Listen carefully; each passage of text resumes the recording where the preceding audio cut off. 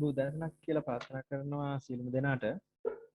අද දින ශ්‍රී ලංකා නවනිපියුම්කරුවන්ගේ කොමිසම විසින් සංවිධානය කරලා තියෙනවා මධ්‍යම පළාත් නවනිපියුම් දැනුවත් කිරීමේ වැඩසටහන සහ මධ්‍යම පළාත් නවනිපියුම් සමාජ පිහිටුවීමේ වැඩසටහන. විවිධ බාධක මැද වුණත් අද මෙම අවස්ථාව අපි මාර්ගගත ක්‍රමවේද ඔස්සේ ලබාගෙන තියෙනවා. වැඩිදුර විස්තර කීමට මත්තෙන් මම ප්‍රථමයෙන් ආරාධනා කරනවා අපගේ නවනිපියුම්කරුවන්ගේ කොමිසමේ කොමසාරිස්තුමන්ට මහාචාර්ය එන්.එම්.එස්. සිරිමුතු මහතාට මේ සඳහා ආරම්භක වටිනා අදහස් ලබා දෙන ලෙස සියලු දෙනාටම සුබ උදෑසනක්. මම හිතනවා සියලු දෙනාම මම හිතනවා සියලු දෙනාම මේ නිරෝගීවත්ව සිටිනවා කියලා මේ කොවිඩ් තත්ත්වය අනුව රටේ තත්ත්වය ටිකක් දරුණු වුණත් අපි මේ අපේ වැඩේ Zoom තාක්ෂණ ඔස්සේ කරනවා. මම හිතන්නේ සමහර කට්ටියට අපහසුතාවක් ඇති. නමුත් මම හිතන්නේ ලොකු ප්‍රමාණයක් සිටිනවා. එතකොට නවනිපැයුම් කරුවන්ගේ කොමිසමේ කොමසාරිස්තුමා වශයෙන් සියලු දෙනා ඉතා සාදරයෙන් පිළිගන්නවා. මගේ කතාවේ ඇත්තටම අද මේ මාතෘකාවම දාගත්තේ නවනිපැයුම් මොකද රටක දියුණුව සඳහා නවනිපැයුම් ඉතාම වැදගත්. විශේෂයෙන්ම අපි වෙන රටක අපිට අපේ රට කුඩා නිසාත් අපේ ස්වභාවික සම්පත් අඩු නිසාත් අපිට වෙන දියුණුවෙන්න තියෙන එකම මම හිතන්නේ මාර්ගය හිතාගෙන ඉන්නේ නවනිපැයුම්. එතකොට ලංකාවේ තියෙන එක ප්‍රශ්නයක් තමයි අපේ ලංකාවේ දැනට නවනිපැයුම් ඇත්තටම හරිම අඩු ප්‍රමාණයක් සිදු වෙන්නේ අනිත් රටවල් වලට සාපේක්ෂව. දැන් ඔයාලා ගත්තොත් එහෙම ජපානය, කොරියාව, එංගලන්තය ඒ වගේ රටවල් ඇත්තම අපේ රට වගේ එච්චර විශාල භූමි ප්‍රමාණයෙන් විශාලත් නැහැ. ඇත්තටම එංගලන්තය ගත්තොත් එහෙම අපි වගේ තුන් ගුණයක් විශාල. මුළු ලෝකෙම පාලනය කරනවා. එංගලන්තය වගේ රටක අපේ වගේ තුන් ගුණයක් විතර තමයි විශාල. නමුත් මුළු ලෝකෙම පාලනය කරන්න ප්‍රධාන හේතුව තමයි මේ නවනිපැයුම්. විශාල ප්‍රමාණයක් නවනිපැයුම් එංගලන්තයට තියෙනවා. ඒවා නිසා තමයි ඒ වගේ රටවල් දියුණු වෙලා තියෙන්නේ. එතකොට දැන් අපේ රටේ මම හිතන විදිහට අපේ ශිෂ්‍ය ශිෂ්‍යාවන්ගෙත් එච්චර අපේ අර කල්චර් එකක් නැහැ ඒ නවනිපැයුම් දිරිමත් වෙන්න. දැන් යමක් සිදු වෙන්න නම් අර අපේ අයියලා කරන්න ඕනේ, ඊට පස්සේ අපේ තාත්තලා කරලා තියෙනවා. ඊට පස්සේ ඒ වගේ කල්චර් එකක් තිබුත් තමයි සාමාන්‍ය යන්නේ. උදාහරණයක් වශයෙන් අපේ ක්‍රිකට් ගත්තොත් දැන් ක්‍රිකට් හොඳට ගහනවා. මොකද අපේ ක්‍රිකට් ටීම් එක වර්ල්ඩ් කප් එක දිනලා ඉන්න නිසා ඊළඟ පරපුරේ කට්ටියත් ක්‍රිකට් ගහන්න බලනවා. නමුත් නවනිපැයුම් අතින් අපි තාම පහළ මට්ටමක තමයි සිටින්නේ. ඒ ගමනේදී නවනිපැයුම් දිරිමත් කරන්න තමයි අපි මේ වැඩසටහන ඇත්තටම අපි ආරම්භ කරලා තියෙන්නේ යෝන් නවනිපැයුම් සමාජ. එතකොට මේවාට ඔයාලා ඉතා ප්‍රබල ලෙස දායක වෙලා අපිට පාසලෙන්ම ඇත්තටම කියනවා මේ සංස්කෘතිය ඇතිකරන්න පටන් ගන්න. මොකද මම මුලින් කිව්වා වගේ නවනිපැයුම් ඉතාම වැදගත් රටක දියුණුව සඳහා. එතකොට මම මුලින් පොඩි අන්තිමීමක් කරන්න අපේ ලෝකේ වෙනස් වෙච්ච නවනිපැයුම් ගොඩාක් තියෙනවා. මම එතනින් නවනිපැයුම් හතරක් මෙතන දාලා තියෙනවා. අපේ ඇලෙක්සැන්ඩර් ග්‍රෑම් බෙල් ටෙලිෆෝන් එක හොයාගත්තු එක නිසා කොච්චර බලන්න අපිට අපේ ජීවිත කොච්චර පහසු කරලා තියෙනවද කියලා. ඊට පස්සේ ටෙලිෆෝන් එකේ එතනින් කම්පියුටරය ඒ වගේම ගුවන් යාන නිසා කොච්චර අපිට පහසුද. එහෙම නැත්නම් අපිට ඉස්සර වෙන රටවල් බලන්න නැවෙන් තමයි යන්නේ. මාස ගණන් යන්නේ. දැන් අපිට පැයෙන් පැය භාගයක් විතර ඉන්දියාවට යන්න පුළුවන්. පැය 10න් එංගලන්තයට යන්න පුළුවන්. විශාල අපිට අපේ ජීවිතය ඉතා පහසු කරන ඇත්තට. ඇත්තට මේ නවනිපැයුම කියන්නේත් ඒකයි. තියෙන අපි ක්‍රමවේදය පහසු කිරීම. හිතන්න පෙනිසිලින් අපිට ඇලෙක්සැන්ඩර් ෆ්ලෙමින් පෙනිසිලින් හොයාගත්තේ නැත්නම් අපේ කොහොමද අපි මං හිතන්නේ අපේ ජීවිතත් ඉතා අනතුරේ තියෙන්නේ. අහම්බෙන් හොයාගත්තු මේ පෙනිසිලින් නිසා තමයි අපේ ඇන්ටිබයොටික්ස් අපිට මොකක් හරි ආබාධයක් කියන්නේ බැක්ටීරියල් ඉන්ෆෙක්ෂන් එකක් આવොත් එම ඇන්ටිබයොටික්ස් නැත්තම් මුකුත් කරන්න බෑ. දැන් අද ලෝකේ මොන ඔපරේෂන් එකක් කරත් අපිට ඇන්ටිබයොටික්ස් ගන්න වෙනවා. ඉතින් ඇන්ටිබයොටික්ස් තිබෙන්නේ නැත්නම් ඔපරේෂන් කරන්නත් බෑ. ඒ වගේ තත්ත්වයක තමයි තියෙන්නේ. ඊට අමතරව ඉන්සියුලින් අන්තිම පින්තූරෙන් පෙන්වන ඉන්සියුලින් අපේ ලංකාවේ ඉතා විශාල වශයෙන් ඩයබටික්ස් සීනි තියෙන රෝගය පැතිර යනවා. රෝගයක් නෙමෙයි ඇත්තටම මේ තමන්ම විසින්ම හදාගන්න ලෙඩක්. ඒකට ඉතින් බේතක් වශයෙන් තමයි මේ ඉන්සියුලින් නිෂ්පාදනය කරලා තියෙන්නේ. මේ ඉන්සියුලින් දැනට ලෝකේ භාවිතා කරන ඉතාම විශාල වශයෙන් භාවිතා කරන රසායනික ද්‍රව්‍යයක්. දැන් මම අපේ නවනිපැයුම් වල ඉතිහාසය පොඩ්ඩක් ගත්තොත් එහෙම දැන් මේකෙන් පෙන්වන්නේ මේ අපේ මුතුන් මිත්තෙක් හැන්ඩිමෑන් කියන කෙනා අවුරුදු මිලියන 2කට ඉස්සරින් එයාගේ මලාගත්තු ගොදුර ආහාර ගැනීම සඳහා එයා ගල් උල් කරලා එක එක විදිහට පටන් ගත්තා අලුත් නිපැයුම. ඊට පස්සේ එකෙන් දුන්නාවා ඊතලේ ආවා. ඊට පස්සේ දැන් අපි 2021 අභ්‍යවකාශයට යන්න සයිස් එකට ඉන්නේ. ඉතා විශාල දිනුවක් කරගෙන තියෙනවා. ඒකම අපේ මෝටර රථවල දිනුව ගත්තොත් එහෙනම් බලන්න මුලින්ම රෝද 3 මෝටරෙන් ක්‍රියාත්මක වෙන උතුම් වෙන ත්‍රිවිලයක් වගේ. ඊට පස්සේ ඒක රෝද 4ට આવදින් දැන් අපේ සුඛෝපභෝගී වාහන බවට පත් වෙලා තියෙනවා. ලයිට් බල්බයත් ඒ වගේ. ඉස්සන අපි වාදි කාලේ ගින්දර වලින් ජීවත් වුණා. ඊට පස්සේ ඉටිපන්දම ගත්තා. ඔක්කොම නවනේ පැය. ඊට පස්සේ ලන්තෑරුම ඊට පස්සේ ලයිට් බල්බ් එක. ඊට පස්සේ අපේ ජීවිතේ වෙනස් කරපු තව එකක් තමයි මේ ෆොටෝග්‍රැෆි. අපේ ෆොටෝග්‍රැෆි කියලා එකක් තිබ්බ නැත්නම් අපිට දකින්න හම්බ වෙන්නේ අපේ මුතුන් මිත්තෝ. අපේ මුතුන් මිත්තෝ දක ගන්න හම්බ වෙන්නේ අපිට ෆොටෝග්‍රැෆි කියලා එකක් තිබ්බ නැත්නම්. ඒ කියන්නේ අපේ දැන් රජුරු අපේ නෑනේ. ඒ කාලේ එතකොට ෆොටෝග්‍රැෆි කියලා එකක් තිබ්බේ නැහැ. එතකොට ගොඩක් කට්ටිය හිතාගෙන ඉන්නවා මේ නවනිපැයුම් කියන්නේ ඉතා අමාරු නිකම් රොකට් සයන්ස් වගේ එකක් කියලා. ගොඩක් කට්ටිය අදහස ගින් තියෙන්නේ ඒකයි. ඇත්තටම නවනිපැයුම් කියන එක රොකට් සයන්ස් නෙමෙයි ඉතාම සරල දෙයක්. මම මේ බලන්න පේපර් ක්ලිප්ස් එක. පේපර් ක්ලිප්ස් එක හොයාගත්තේ යකට පොඩි කම්බි කූරක් නමලා. පොඩි කම්බි කූරක් නමලා මේ පේපර් ක්ලිප්ස් එක හොයාගත්තා. බලන්න මේ පේපර් ක්ලිප්ස් එක නිසා අපිට අපේ දැන් පාසල් ලිපි ද්‍රව්‍ය ඔක්කොටම මේක භාවිතා කරන පොඩි දෙයක්. ඒකයි මට කියන්න ඕන මෙතන මගේ කතාව ඇත්තටම කියන මේ නවනිපැයුම් කියන එකට අපිට එච්චර යන්ත්‍ර සූත්‍ර මහ ලොකු මැෂින්ස් අවශ්‍ය නැහැ.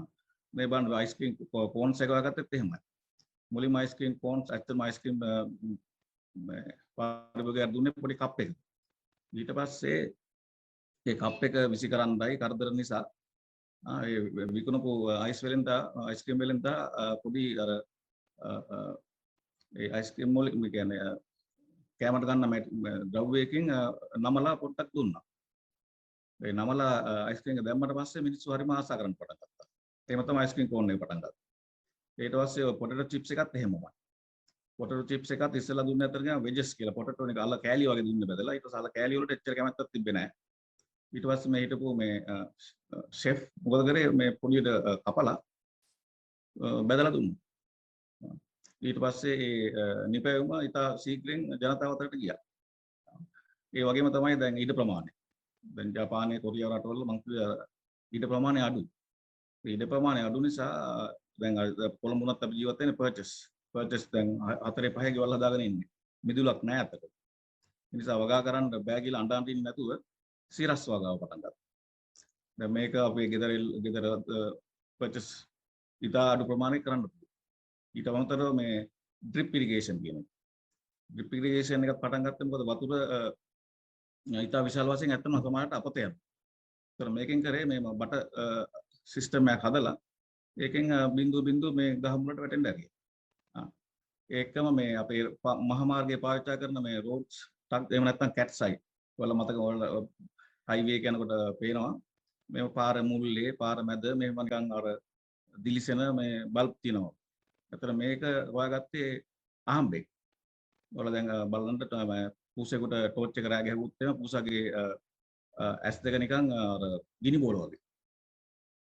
බලන්නගේ සරල අදහස. ඒ සරල අදහස පාවිච්චි කරලා එංගලන්තයේ විද්‍යාඥයෙක් මේ කැට් අයිස් කියන එක නිපෙව්වා. සරල දේවල්. එතකොට මේ කැට් අයිස් නිසා එහෙම නැත්නම් මේ රෝග මාර්ග සංඥා වගේ නිසා මම හිතන්නේ මුළු ලෝකයේ හැම රටකම වගේ භාවිත කරනවා. ජීවිත කීයක්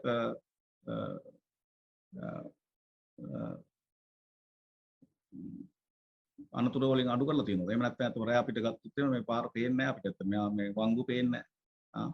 ඉතා විශාල වංගුවක් කියලා ගහලා තියෙනවා. ඇත්තටම මේ සරල දේවල්. මට එච්චර මගේ කතාවෙන් අද කියන්නත් ඕනේ. ඉතාම සරල දේවල්.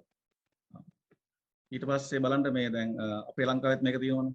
අපේ ලංකාවෙත් අනුරාධපුර සමහර පැතිවල වතුර ගන්න මේ වගේ. මේ මම දාලා තියන්නේ අප්‍රිකාවේ ෆොටෝ එකක්.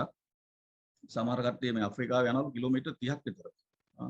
මේක ඔළුවේ තියාගෙන, පළගෙඩිය ඔළුවේ තියාගෙන. ඒ තරම්ම නොදිනු විදියට අපේ ලංකාවෙත් මම දැන් ටීවී එකේ මම දැක්කා ඊයේ පෙරේදත් මිනිස්සු අනේ වතුර ගන්න යනවා.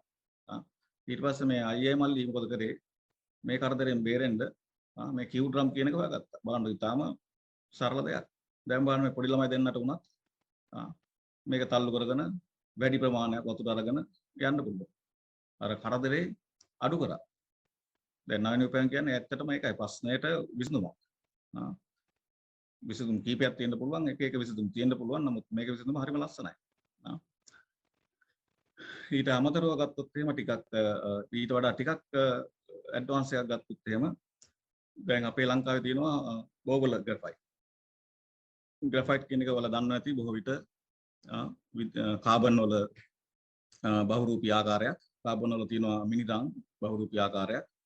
එහෙම නැත්නම් ඩයමන්ඩ්, දියමන්ති, එහෙම නැත්නම් ග්‍රැෆීන් කියලා කාබන් වලින් නෑ. කාබන් එක විදිහට අණු පරමාණු සකස් වෙලා තියෙන විදිහ අණු වෙනස්. එතකොට දැන් මේ මිනිරං එහෙම නැත්නම් ග්‍රැෆයිට් වල මේ ව්‍යුවේ තියෙන්නේ මේම ඉස්තර තියෙන්නේ. මේ ඉස්තර තියෙන්නේ මේ ඉස්තර වශයෙන් තියෙන නිසාම මේකට අතරම පාටත් නිසා පැන්සල් කූඩු වලත් මේ ගන්න මේ දියමන්ති. නමුත් බලන්න දැන් මේක අපිට වෙන් කර ගන්න පුළුවන් නම් දැන් අතන මම මේ ප්‍රසන්ටේෂන් එක හදන තැන මට හිතුනේ අපිට මේ බන්ධන ටික මෙතනින් අයින් කරා නම් ඒක තව කරලා නැහැ. මේ බන්ධන සහැල්ලු බන්ධන තියෙනවා. මේ බන්ධන අයින් කරා නම් අපිට පුළුවන් මේ තනි කියන්නේ අර පොතක පිටුවක් වගේ එලේ එකක් ගන්න. ඒක පුළුවන් අපිට නමලා අලුත් අපේ දැන් තියෙන නැනෝ තාක්ෂණය භාවිත කරලා මේ නමලා නිකන් ටියුබ් එකක් වශයෙන් නැනෝ ටියුබ්ස්. මේ නැනෝ ටියුබ් එකක් ඇත්තට මේකේ තියෙන ශක්තිය අතන වෙනම අලියෙක් උස්සන්න පුළුවන් සයිස් එකක් තියෙනවා මේක නැනෝ ටියුබ් එක. ඒ තරම් ප්‍රබල ශක්තියක් තියෙන දෙයක්. අතරගෙන අපේ ජයවර්ධන විශ්වවිද්‍යාලයේ මම රසායන විද්‍යාව අධ්‍යයනයේ මහාචාර්යවරයෙක් වශයෙන් ඉන්නේ. අපිත් මේ ගැන පරීක්ෂණ කරලා ඇත්තටම කියනවා අපිට පේටන්ට් බලපත්‍රයක් අපි ගත්තා. අපි කරේ රබර් වලට රබර් ගත්තොත් එහෙම ඒකෙන් විදුලිය සන්නායනය කරන්නේ නැහැ. අපි ඒක ලොකු ප්‍රශ්නයක්. අපි කරේ කාබන් නැනෝ ටියුබ් වලින් පොඩ්ඩක් මේ රබර් වලට දාලා අපි කරේ විදුලිය සැපෙව්වා. ඒ මිශ්‍රණයට විද්‍යුත් දැම්මට පස්සේ මේ කාබන් නැනෝ ටියුබ් ලස්සනට පෙළ ගැහෙනවා. ඒ ලස්සනට පෙළ ගැහුණාට පස්සේ ඒකට පුළුවන් විදුලිය සන්නායනය කරන්න ඉතා ප්‍රබල වශයෙන්. එතකොට අපි ඇත්තටම කියන මේ පේටන්ට් එකෙන් අපේ ගෲප් එක අපි කරේ රබර් වලට ඇත්තටම කියනවා විද්‍යුත් සභාව ලබා දීලා. එතකොට මම කිව්වේ දැන් එතකොට මේ සීට් ටික අයින් කරන්න මේ මැන්චෙස්ටර් යුනිවර්සිටි එකේ මේලා කළ ඉතාම සරල දෙයක්. ඉතාම සරල දෙයක් තමයි මේ මිනිරං කුට්ටියක් අරන් මෙන්න ස්කොච් ටේප් එක කියලා ගත්තම කියනවා මේ ටේප් එකක් විවිධ වෙන ක්‍රමයකට මේ කඩා ගන්න පුළුවන් විදිහට හදපු ඒත් ඇත්තම කියනවා නේ. බලන්න මේ ටේප් එක කඩන්න අපිට නැත්තම් අතින් කඩා නම් මේක අමාරුනේ. දැන් මේක මෙතෙන්ට හයි කරලා මේකෙන් කපලා දානවා. ඒකත් නාන්නේ කොහොමද? ඒලා කරේ ඇත්තටම කියන මේ දෙන්න කරේ මොකුත් නැහැ. දෙන්න පොඩ්ඩක් කතා කරද්දී මේ විද්‍යාඥයෝ දෙන්න කතා කරගෙන ඉඳලා එයාලට හිතුණලු මේක මේ ඇත්තම කියනවා මේ පොඩ්ඩක් උඩු කරලා මේ ටේප් දෙකක් අතරට දාලා ඇද්දොත් එහෙම ඒකේ තියෙන අර මේ ලේයර් අයින් වෙනවා. ඕම 10 පාරක් 20 පාරක් විතර කරපුවාම එයාලට අර මං කියපු තනි ලේයර් එක හම්බුණා. 2004 කරේ. 2004 කරා 2010 නොබෙල් ප්‍රයිස් එක. නොබෙල් ප්‍රයිස් එක හම්බ වෙන්නේ ඊටාම කලාතුරකින්. නොබෙල් ප්‍රයිස් එක ගත්තා කියන්නේ ලෝකේ වෙනස් වෙච්ච දෙයක්. බලන්න ඊටාම පොඩි දෙයකින්. මේකට කිසිම ඉන්ස්ට්‍රුමන්ට් එකක් නැහැ. බලන්න අපිටත් හිතා ගන්න අපිටත් ඒක තමයි මාත් බැලුවා. අපිට කරන්න තිබ්බ ගන්න මේක. එතකොට මේ කාබන් නැනෝ ටියුබ්ස් හොයාගත්තේ ඉතා සරල විදිහට. එතකොට මගේ අන්තිම ස්ලයිඩ් එක මට කියන්න තියෙන්නේ අපේ දැන් ලංකාවේ මම කියවනේ අපේ විශේෂව ඇත්තටම දැනට නැහැ. නමුත් ලංකාවෙත් නවනපියුම් තිබිලා තියෙනවා. උදාහරණයක් වශයෙන් ගත්තොත් එහෙම අපි පුරාණේ සීගිරිය බලන්න ගියොත් එහෙම අපි පුදුම නැත්තටම. ඒ පුදුම විදිහට වැඩ කරලා තියෙනවා. එතකොට මේ යෝදැල ගත්තොත් එහෙම ඒක හදලා තියෙන දේ තවමත් විද්‍යාඥයෝ පුදුම වෙනවා. සීගිරියේ බිතිසිතුවම්. ඒ වගේ මේ වතුර මල මේ බලන්න ගල්ලා කපලා තියෙන කැපිල්ල. අපේ මුතුන් මිත්තු. මම හිතන්නේ අපේ යම්කිසි දෙයකින් අපේ ඒ තාක්ෂණය එක එහෙම පිටින්ම විනාශ වෙලා තියෙනවා. ඇත්තම කියනවා මම එංගලන්තේ හිටිය අවුරුදු 15ක් ඒ එංගලන්තේ මගේ මේ සුදු යාළුවෙක් මට කිව්වේ සිරිමුතු ඔයාලා හොඳට ගෙවල් වල ඉද්දින් අපි වෙවුල් සීතට ගැහි හිටිය මිනිස්සු කියලා කිව්වා. ඒ කියන්නේ අපි ඇත්තම කියලා එංගලන්තේට වඩා දියුණු ජාතියක් වෙලා හිටියේ. නමුත් මොකක් හරි හේතුවක් නිසා මට තේරෙන්නේ නැහැ. ඒක නැතු තියෙන ඇත්තටම මේ බලන්න අපේ වේගා කම්පැනි ලංකාවේ කම්පැනි එක. විදුලියෙන් යන කාර්යයක් දැන් හදලා තියෙනවා. මම හිතන්නේ ඒක ළඟදී මාකට් එකට එයි. මේ වගේ කාර් එකක් අත්තරම කියනවා හරිම සතුටුයි දැකීමකට. දැන් මේවට අපි අතහිත දීලා අපේ ඇත්තම නවනේ කොමිෂන් වශයෙන්ත් අපි මාත් බලන්නේ දැන් මේ වගේ එකට අතහිත දීලා අපිට මේක හදාගන්න පුළුවන් නම් අපේ රට දියුණු. දැන් ලොකු ප්‍රශ්නයක් තියෙනවා ඩොලර් එක කියලා මේ දවස්වල නිවුස් වලට කියන්නේ. ඩොලර් නැත්තේ අපි මුකුත් විශේෂයෙන් පිටරට අරින්න නැති නිසා. දැන් අපේ පේරාදෙණිය යුනිවර්සිටි එකේ රසායන විද්‍යා අධ්‍යයනාංශයේ ගෲප් එකක් හැදුවා මේ නැනෝ තාක්ෂණය භාවිත කරලා ෆේස් මාස්ක් එකක්. මේකෙන් එයාලට පුළුවන්ලු මේ වෛරස් එක මරන්න. ඒකම අපේ ඇත්තම කියනවා අපේ නවනිපයන් කොමිසමේ පළවෙනි කොමසාරිස්තුමා මේ අත්තට රෝද දෙකේ ටැටරේ හොයාගත්තා. ඒකම මේ දැන් සෝලර් පැනල් වල යන 3 wheel තියෙනවා හදනවා. දැන් මේ වගේ දේවල් කරන්න එච්චරම අමාරුත් නෑ. එතකොට මම ඔයාලට කියන්න තියෙන්නේ අපේ පාසල් සිසුන්ට දැන් මේ කාලෙත් දැන් ඉස්කෝලේ යන්නෙත් නෑ. ඔයාලට දැනට තියෙන ප්‍රශ්න ගැන ඔයාලා හිතන්න. ප්‍රශ්න ගැන හිතලා ඒ ප්‍රශ්නෙට ඊට වඩා දැන් පහසුවෙන් කරන්න කොහොමද? අර අයිස්ක්‍රීම් කප් එක ඇදුවා, පොටේටෝ චිප්ස් ඇදුවා වගේ බලන්න රට වෙනස් වෙන දේවල්. ඒ නිසා ඔයාලට මම කියන්නේ දැන් මේ කොරෝනා ගැන හිතේට දුක් වෙන්න එපා.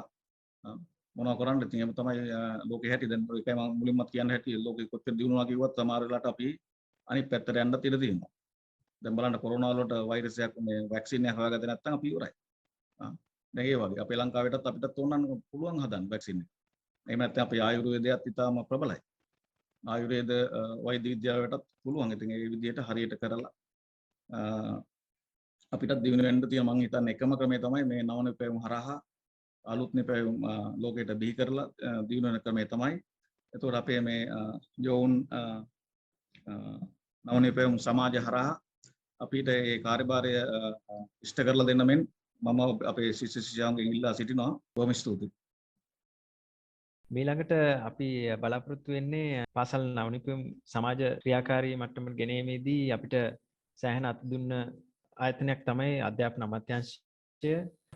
මීළඟට මම බලාපොරොත්තු වෙනවා මධ්‍යම පළාත් අධ්‍යාපන දෙපාර්තමේන්තුව නියෝජනය කරමින් නියෝජ්‍ය අධ්‍යක්ෂ DM MP දිසානායක මහත්මියට ආරාධනා කරන්න නවනිපැයුම් කරණයේදී ඔබගේ අදහස් ලබා දෙන මේ සියලු දෙනාටම සුබ උදෑසනක් වේවා. නවනිපැයුම් කොමිසමේ කොමසාරිස්තුමා ඇතුළු සියලුම නිලධාරි මහත්මීන්ගෙනුත් ඒ වගේම මහජන බැංකුවේ නිලධාරි මහත්මීන්ගෙනුත් මධ්‍යම පළාතේ සියලුම කලාපල විද්‍යා විෂය භාර නිලධාරි මහත්මීන්ගෙනුත් විදුහල්පති මහත්මීන්ගෙන් ගුරු මහත්මීන්ගේ හා සහභාගී වන සිසුන් ඇතුළු සියලු දෙනාගේම අවසරයි.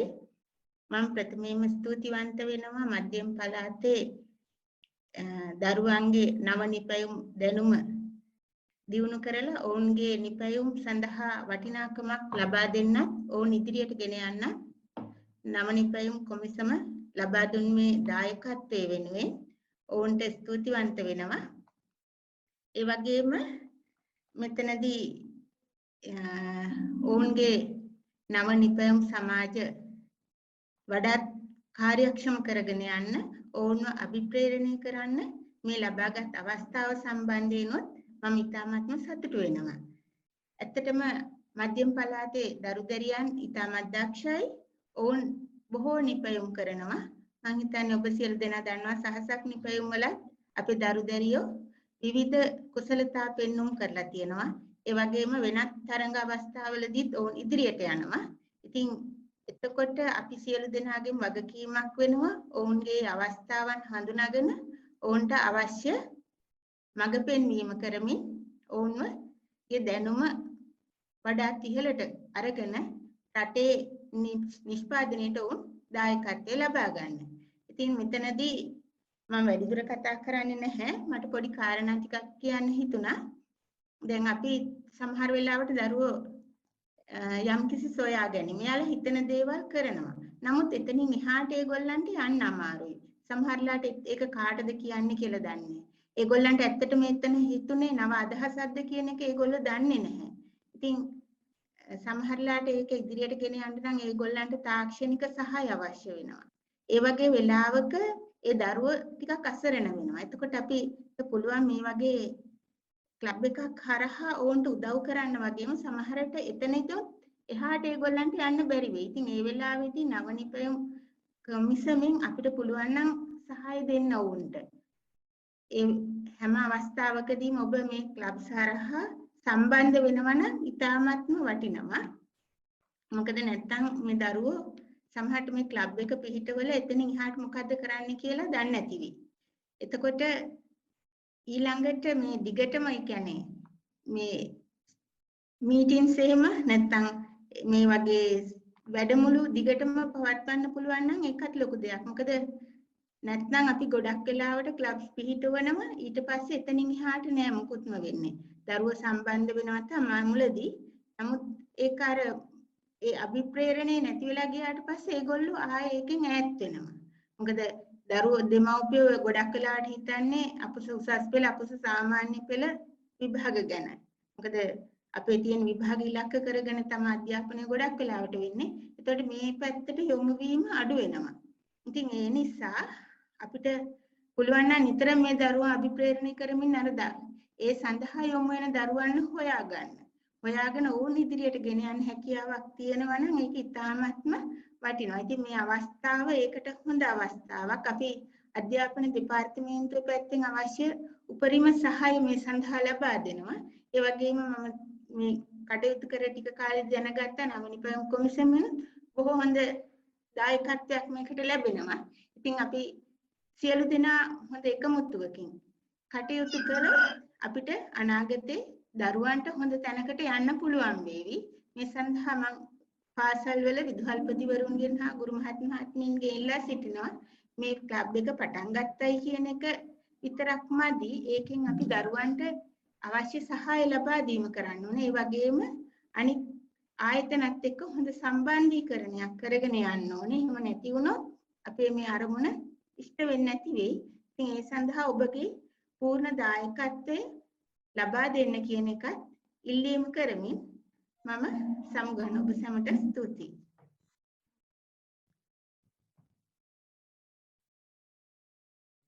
බොහොමත්ම ස්තුතියි දිසානායක මහත්මිය. ඊළඟට අපි බලාපොරොත්තු වෙන්නේ ශ්‍රී ලංකා නවනිපුන් සංස්කෘතියක් ශ්‍රී ලංකාව නව තුළ බිහි කිරීමේදී මහඟු කාර්යයක් පැවරෙනවා මේ සඳහා මූල්‍ය දායකත්වය සැපීම. එතකොට මේ සඳහා ඉදිරිපත් වෙලා අප සමග අත්වැල් බැඳගෙන සිටිනවා මහජන බැංකුව. එතකොට ඊළඟට අපි අවස්ථාව දෙන්න කැමති මහජන බැංකුවේ ප්‍රාදේශීය කළමනාකරු මහනුවර බුද්ධික රණතුංග මහත්මයාට ශ්‍රී ලංකාව තුළ නවනිපුන් සංස්කෘතිය බිහි කිරීම සම්බන්ධයෙන් මූල්‍ය දායකත්වය සැපීමේදී සහ එහිදී ඔබගේ වටිනා අදහස් කිහිපයක් අපිට ලබා දෙන්න මෙන් මං හිතන්නේ මේ අවස්ථාවට සම්බන්ධ වෙනවා. පළාත් අධ්‍යාපන අධ්‍යක්ෂකතුමා, කලාප අධ්‍යාපන අධ්‍යක්ෂකතුමන් සහ අපේ පාසල් පද්ධතියේ මධ්‍යම පළාතේ විදුහල්පති ස්වාමීන් වහන්සේලා, විදුහල්පති පියතුමන්ලා, ඒ වගේම විදුහල්පති තුමියන්ලා, ඒ වගේම ගුරු මහත්ම මහත්මීන්, ඒ වගේම නව නිපැයුම් කොමිසමේ කොමසාරිස්තුමා සහ එම නිලධාරීන් සහ ඒ නිලධාරීන්, ඒ වගේම අපේ ආදරණීය දුවා දරුවෝ මේ පාසල් පද්ධතියේ ඉන්න.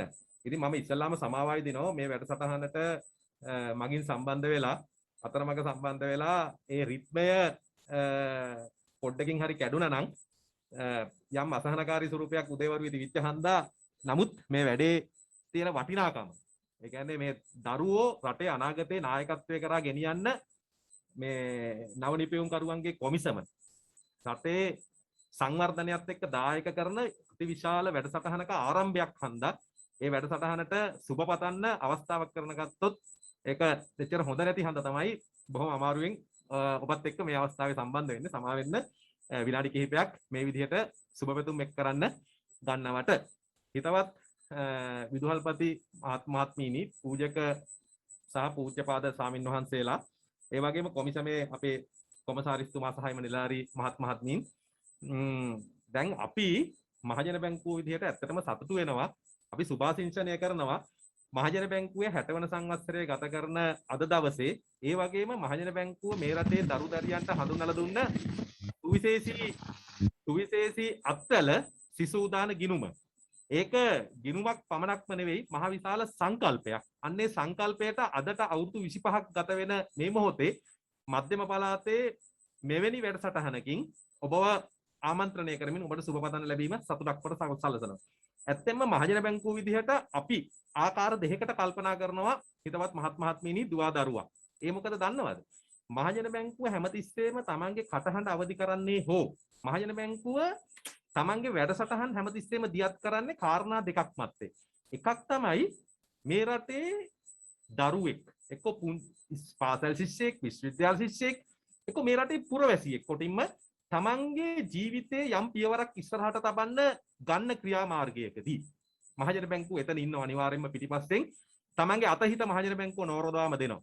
අනිත් පැත්තෙන් එම ක්‍රියාව හන්දා මේ රටේ සංවර්ධනයේ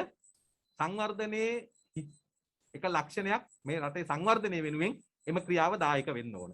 ඔන්න ඔය කාරණා දෙක සම්බන්ධ වෙනවා නම් මහජන බැංකුවයි නොපසු බටව ඒ අවස්ථාවට සම්බන්ධ වෙනවා. ඇත්තටම දැන් මේ නව නිපැයුම් කරුවන් මේ රටට බිහි කරලා මේ ශ්‍රී ලංකා නව නිපැයුම් කරුවන්ගේ කොමිසම මේ කරන්න යන උදාර සත් ක්‍රියාව මේ රට වෙනුවෙන් අද මේ ලංකාව, මේ අපේ රට ආදරණීය ශ්‍රී ලංකා දීපය අද හඬගා ඉල්ලන කටයුත්තක් බවට පත් වෙලා තියෙනවා.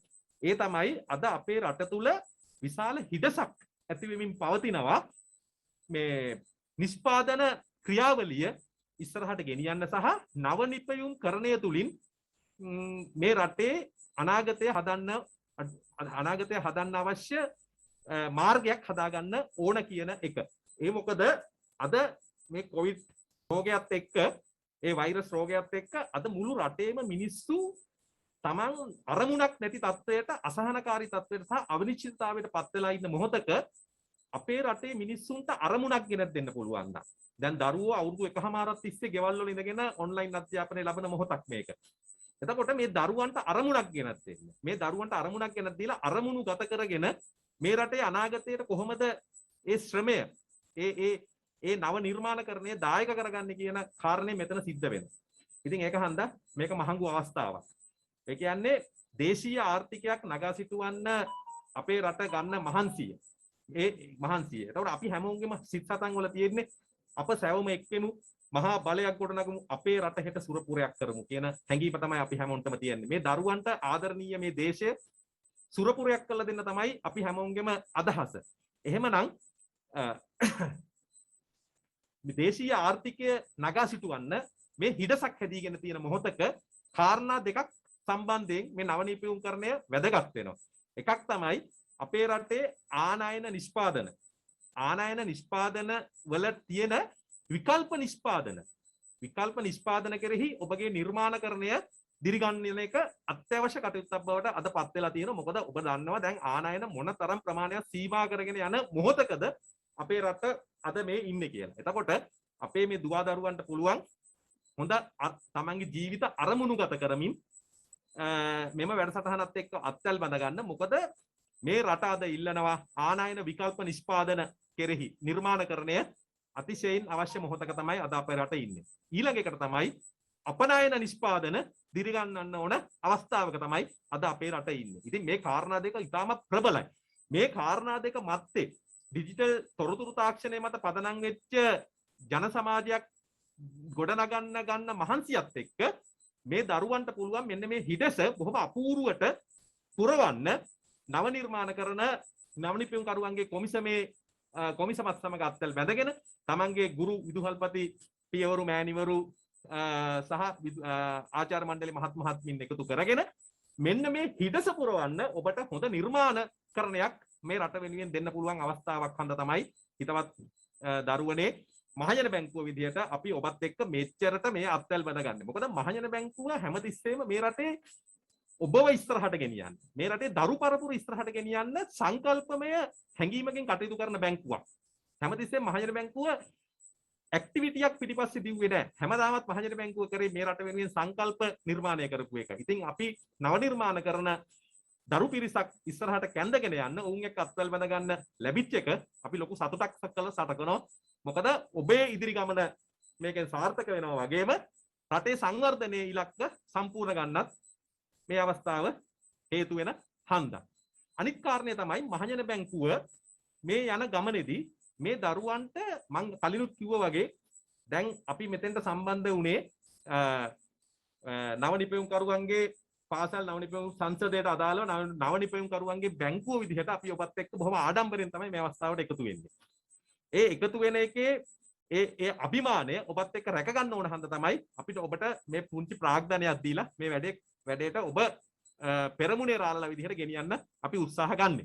අනිත් පැත්තෙන් මහජන බැංකුව අවුරුදු 25ක් පුරාවට අපි දන්න අතීතයේ මේ රටේ දරුවන්ට වටින සංකල්පයක් කියලා දුන්නා. ඒ සංකල්පය තමයි ওই මේ සකසුරුවම් කමේ සංකල්පය. අපි හැමදාමත් මේ රටේ දරුවන්ට කියලා දුන්නේ හිතවත් මහත් මහත්මීනි පූජනීය ස්වාමින් වහන්සේ ආදරණීය දුවේ පුතේ අපි ඔබට කියලා දුන්නේ අපි සකසුරුවම් කමේ සංකල්පය. ඒ කියන්නේ අටුකොටු පිරි හෙටක් සඳහා සකසුරුවම් කමින් පිරි දරු පරපුරක් බිහි කරන තමයි අපි හැමදාමත් මහන්සි ගත්තේ. ඒතකොට අපි පුරවන්න ගිය අටුකොටුව හැමතිස්සෙම ওই සිසුදාන ගිරුම. ඒ ගිරුමට තමයි දැන් ওই අවුරුදු 25ක් සම්පූර්ණ වෙන්නේ. ඉතින් එතෙන්දී ওই ගිනුම සම්පූර්ණ කළා අපි බලාපොරොත්තුනේ මේ රටේ සංවර්ධනයේ එක නිර්ණායකයක් සම්පූර්ණ කරන්න. ඒ කියන්නේ අපේ රටේ සමස්ත ඉදිරි කිරීම ප්‍රමාණය අඩු ගන්න 125කටවත් ගේන්න තමයි අපේ මහන්සිය උනේ. එක පැත්තකින්. මේ රටේ සංවර්ධන ඉලක්කයක් සම්පූර්ණ කරන්න ඕන හන්ද. මොකද අද අපේ රටේ තරුණ පරපුර අද අපි පවා මේ රටේ 10%කට 12%කට වැඩි ඉදිරි කළා නැහැ. නමුත් රටක් සංවර්ධනය වෙන මේ ලෝකේ බලාපොරොත්තු වෙන නිර්ණායකයක් තමයි රටේ සමස්ත ඉදිරි කිරීම ප්‍රමාණය 125කටවත් ගේන්න ඕන කියන එක.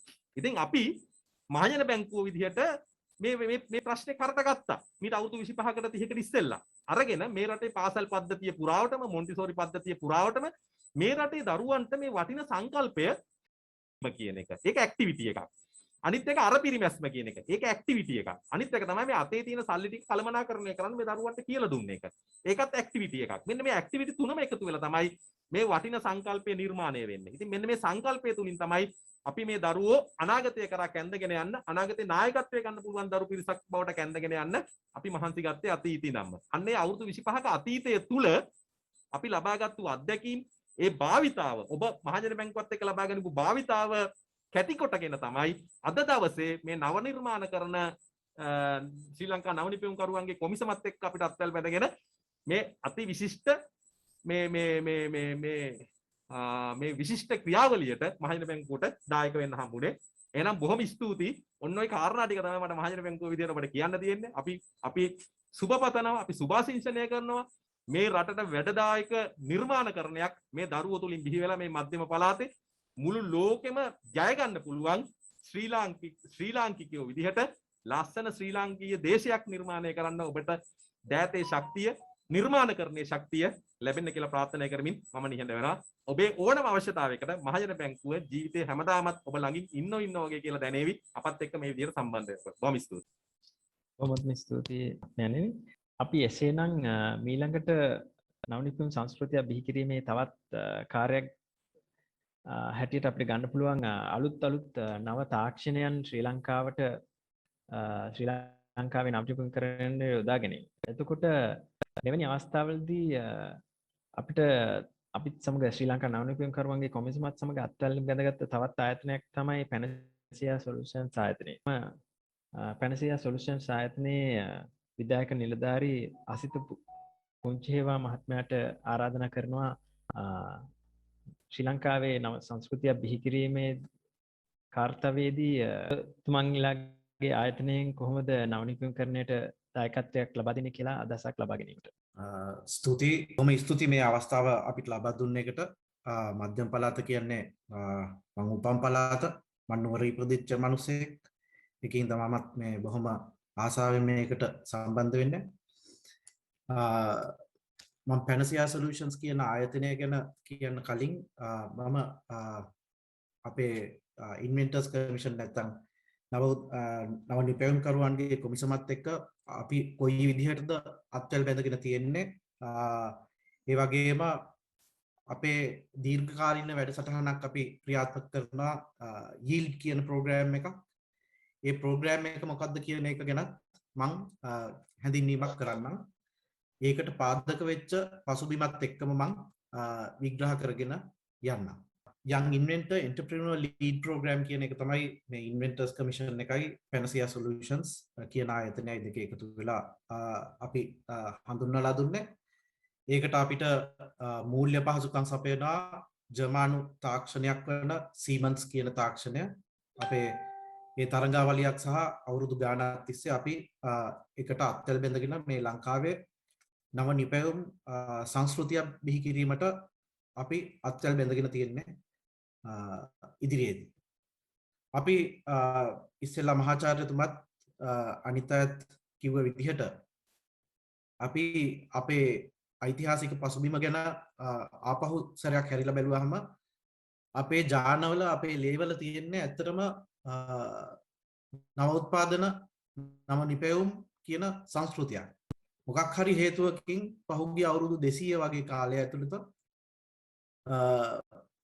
අපිට බැරි වෙලා තියෙනවා හරි විදිහට මේ නව උත්පාදන සහ නව නිපැයුම් කියන දේවල් අපේ රටේ සංවර්ධනයට ඵලදායීව යොදා ගන්න. ඒ නිසා තමයි අපි අද වෙනකොට අධික ණයබරක් තියෙන රටක් බවට පත් වෙලා. අපි ඒකින්ද ඉතිහාසය කබල් ගෑම නෙවෙයි ඉතිහාසය ගැන ආපසු හැරී බැලීමක් කරන්න ඕන. මහාචාර්යතුමත් අපේ අතීත කතාවතර ටිකක් කිව්වා. මම ඒකට තව ටිකක් එකතු කරන්නම් මේකේ. අපේ අවුරුදු 1,23,000කට ඉපැරණි ජනාවාස තිබ්බ රටක්. ඒ වගේම අපිට සංවිධානාත්මක කෘෂිකර්මය කියන එක අපේ රටේ තිබිලා තියෙනවා අවුරුදු 15000කටත් එපිට ඉඳලා. බලංගොඩ මානවයා කාලෙත් ඒ කියන්නේ අවුරුදු 45000ක් වගේ ඈත කාලයකදී අපිට සංවිධානාත්මක කෘෂිකර්ම රටාවක් තිබ්බයි කියලා කියන්න පුළුවන් සාක්ෂි තියෙනවා. මේ ඔයගොල්ලෝගේ දකුණු පැත්තේ ඉහළ කොනේ පේන්නේ බලංගොඩ ප්‍රදේශයේ අවුරුදු 5000කටත් සමහර කට්ටිය කියනවා මේක අවුරුදු 12000ක් තරම් පැරණි කියලා. ස්වාභාවික සුළං ධාරාවල් වායු ධාරාවල් පාවිච්චි කරලා යකඩ නැත්තම් වාණය නිර්මාණය කරන තාක්ෂණය තිබිලා තියෙනවා. එතකොට අපි ඊටාම දියුණු ශිෂ්ටාචාරයකින් පැවතෙන අය. ඉතින් ඒක නිසා ඒකේ අභිමානය ඉස්සරහට ගෙනියන්න අපි අවශ්‍යයි. ඒකට නව නිපැයුම් කරන සංස්කෘතියක් අපි කොහොම හරි නිර්මාණය කළ යුතුයි. ලෝක උරුමයක් මේ ලෝක උරුම දෙකක්. එකක් සීගිරිය අපි අදටත් දන්නේ නැහැ සීගිරියේ ගල උඩට කොහොමද වතුර ගෙනිච්ච කියන එක. ඒ වගේම එල්ලංගා පද්ධතිය නැත්තම් වැව් බැඳි ශිෂ්ටාචාරය මේ දෙකම මේ පේටන්ට් නැති වුණාට ලෝකේ එකම රට මේ එල්ලංගා පද්ධතියක් කියන වැව් බැඳි රාජ්‍යයක් වැව් බැඳි ශිෂ්ටාචාරයක් වැව් බැඳි නිර්මාණය කරපු පරිසර පද්ධතියක් නිර්මාණය කරේ අපේ රටේ මිනිස්සු. ඒකින්ද අපි ඒ ගැන විපරම් කරන්න බලනවා. ඒ වගේම වාර්ය තාක්ෂණය, විමාන තාක්ෂණය ඒවත් අපි අපේ පුරාතනයේ හිටිය නිර්මාණකාරයෝ කරපු විශිෂ්ට නිර්මාණ. මොකක්ද අපිට අන්තිම අවුරුදු ගානේදී සිද්ධ වුණේ? අපි මේ ලෝකයේ මිනිස්සුන්ගේ ආයු අපේක්ෂාව කියන එක ගත්තොත් එහෙම අවුරුදු 1800 නැත්නම් අවුරුදු 200කට විතර ඉස්සරහදී ලෝකේ දිලිඳුරු රටවල් පොහොසත් රටවල් කියලා දෙකක් තිබිලා නැහැ. ඔක්කොම රටවල් එක වගේ දුප්පත් එක වගේ පොහොසත්. හැබැයි ආයු අපේක්ෂාව සෑහෙන්න අඩුයි. හැබැයි ඔය කාලේ වෙනකොට ආසියාවේ සාමාන්‍ය ආයු අපේක්ෂාව අවුරුදු 28ක් වෙද්දී ලංකාවේ මිනිස්සුන්ගේ ආයු අපේක්ෂාව 120ට 220ක් ආයුබෝ වේවා කියන තත්ත්වය තමයි තිබිලා තියෙන්නේ.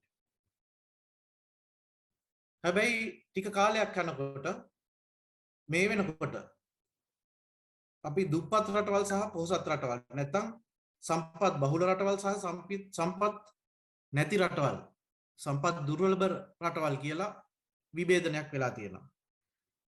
එතකොට අපි අවුරුදු ක්‍රිස්තු වර්ෂ 1600 විතර ගත්තාම මම අර ඉස්සෙල්ලා පෙන්නුවා වගේ දුප්පත් පොහොසත් කියලා රටවල් වල විභේදනයක් තිබිලා නැහැ.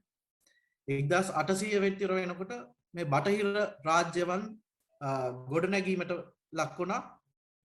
ඒවා ගොඩක් දුරට කරේ දුප්පත් රටවල් වලින් සූරා කන එක තමයි කරේ සම්පත්. ඒ 1800 විතර වෙනකොට ඊට පස්සේ 1960 නැත්නම් යටත් විජිතවාදයේ ඉවර වෙනකොට ඒ කාලේ ඉවර වෙනකොට මේ ඊටාම සාර්ථකව ඒ අය මේ දුප්පත් රටවල් නැත්නම් සම්පත් දුර්ලභයි කියන රටවල් වලින් සම්පත් සූරාගෙන ඒ අය ධනවත් රටවල් බවට පත් වුණා. හැබැයි 1960ත් 2020ක් අතර මේ තියෙන මේ සම්පත් විෂමතාවය 80 ගුණයකින් වැඩි වෙලා තියෙනවා 35 ගුණයක ඉඳලා.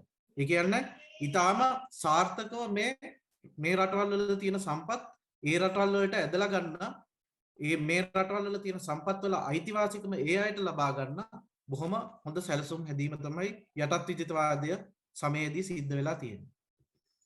එතකොට ලෝකයේ ගත්තොත් එහෙම ලෝකයේ සමස්ත සම්පත් ප්‍රමාණය ගණන් බලලා තියෙන්නේ ඇස්ටිමේට් කරලා තියෙන්නේ ට්‍රිලියන 223ක් කියලා.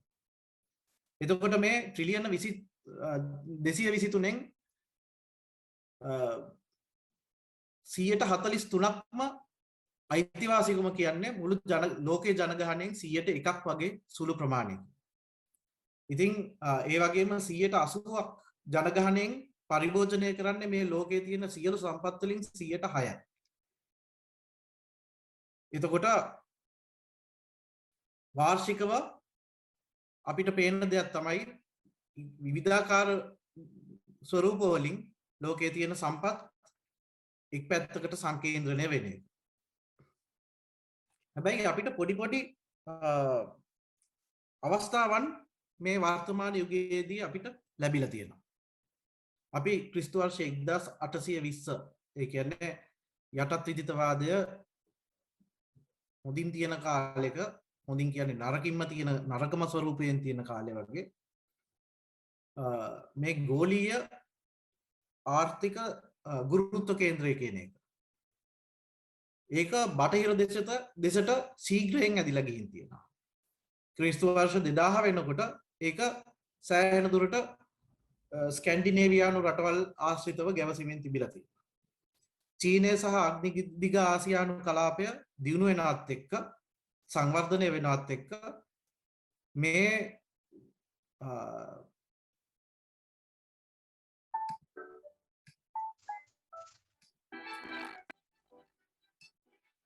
මේ 1985 වගේ වෙනකොට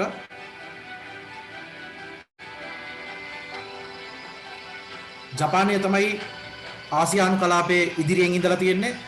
චීනය ඉන්දියාව වගේ රටවල් බොහොම පිටිපස්සෙන් ඉඳලා තියෙන්නේ අනිත් රටවල් එක්ක බලද්දී.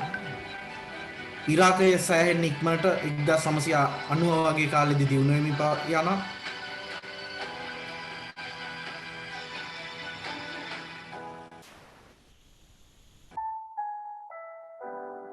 මේ කාලේ වෙනකොටත් ගෝලීයකරණය කියන එක හරියට ග්‍රහණය කරගෙන තිබෙන්නේ නැහැ චීනය කියන රට. දකුණු කොරියාව ඊටාම හොඳ ගමනක් ගිහිල්ලා මේ කාලේ තමයි සෝල් ඔලිම්පික්ස් එහෙම තිබ්බ කාලේ.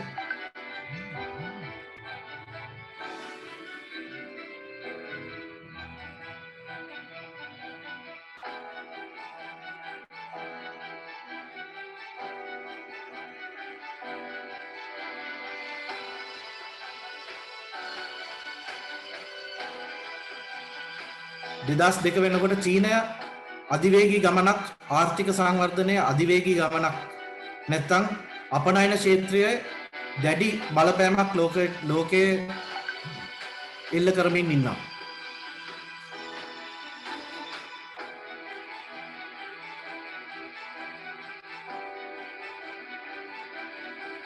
ජපානය අභිභවනවා වසර 2010 වෙනකොට 2010 වෙද්දී චීනය ඉතාම දරුණු විදිහට ලෝකයේ ආර්ථික ශක්තිය අල්ල ගන්නවා. ඒ නවෝත්පාදනය සහ ක්‍රමෝපායික සැලැස්ම නිසා තමයි ඒ දේ සිද්ධ වෙන්නේ.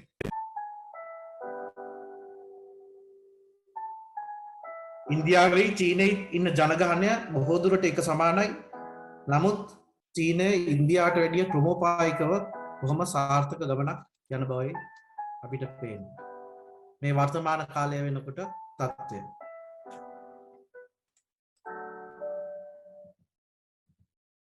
එතකොට අපි කොහෙද ඉන්නේ? අපි එක්ස්පෝර්ට් සහ ඉම්පෝර්ට් නැත්නම් ආනයන සහ අපනයන බැලුවොත් එහෙම අපි වාර්ෂිකව අපේ අපනයන ප්‍රමාණය මහා ප්‍රමාණයකින් ඉදිරිපීමක් පැනලා නැහැ.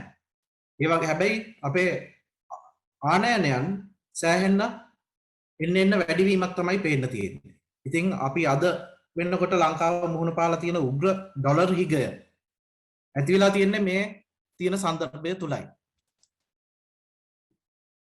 ඒ වගේම අපි කෘෂිකර්මය, කර්මාන්ත සහ සේවා කියන අංශ තුනේ විභේදනය ගත්තොත් එහෙම ලංකාවේ අපිට පේන්න තියෙන දෙයක් තමයි ඉන්ඩස්ට්‍රි නැත්තම් කර්මාන්තාංශයට අපි අපේ යෙදවුම් ගොඩක් අඩුයි කියන එක. ඒක අපි වැඩි කිරීම අත්‍යවශ්‍යයෙන් කරන්න ඕන. ආනයන ආදේශනය, අපනයන ප්‍රවර්ධනය කියන දෙපැත්තෙන්. එතකොට අපිට තියෙන එකම ක්‍රමය මේ රට ගලවා ගන්න තියෙන මේ ජාතිය ගොඩ ගන්න තියෙන එකම ක්‍රමය නව නිපැවුම් සංස්කෘතියකට යාම පමණයි. වෙන විකල්ප නැති තරම්.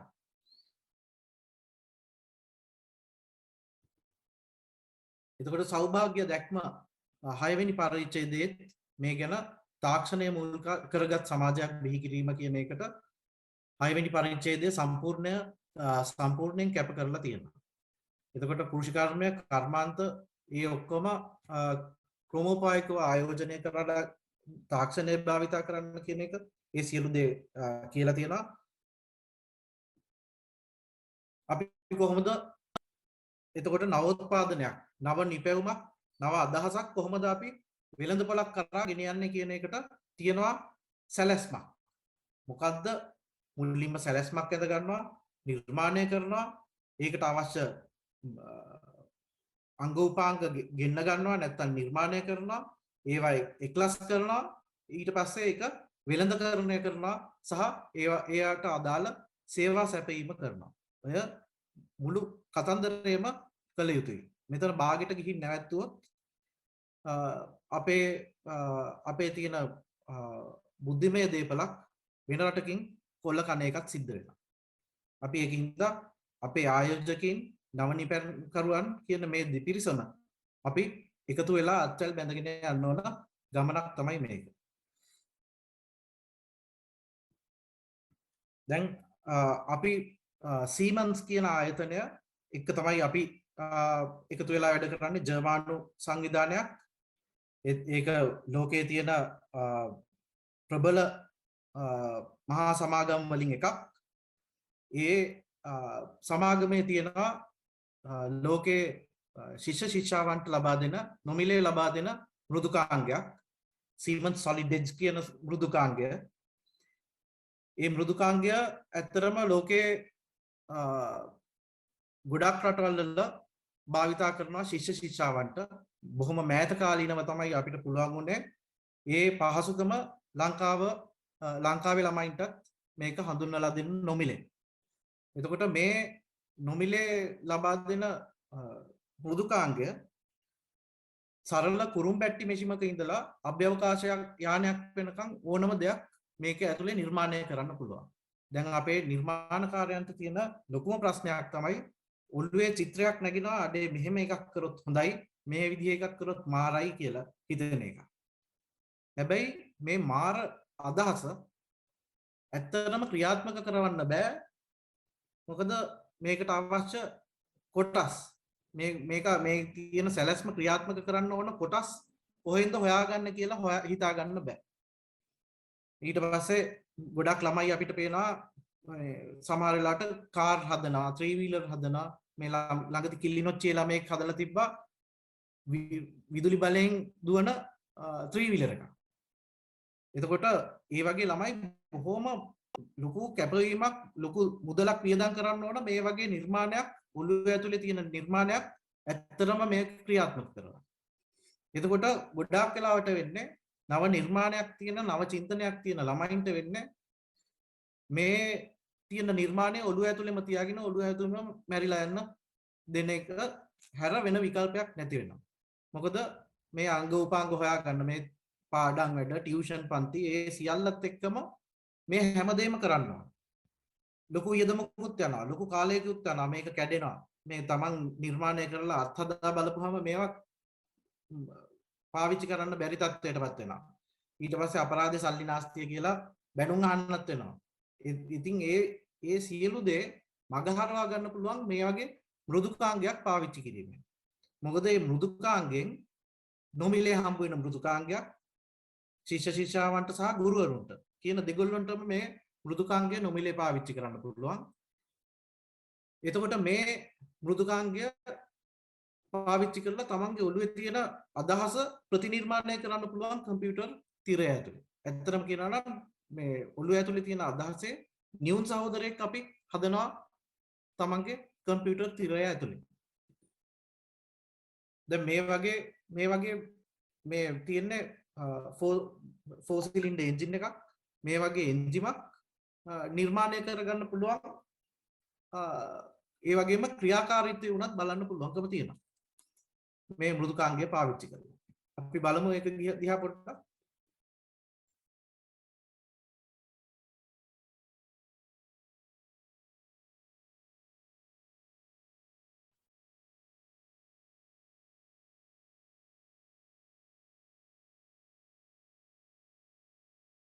මේ හදලා ඉවර කරපු එකක් මේකේ කොටස් කොහොමද එකලස් වෙන්නේ කියලා අපිට ප්‍රතිනිර්මාණය කරලා බලන්න පුළුවන්.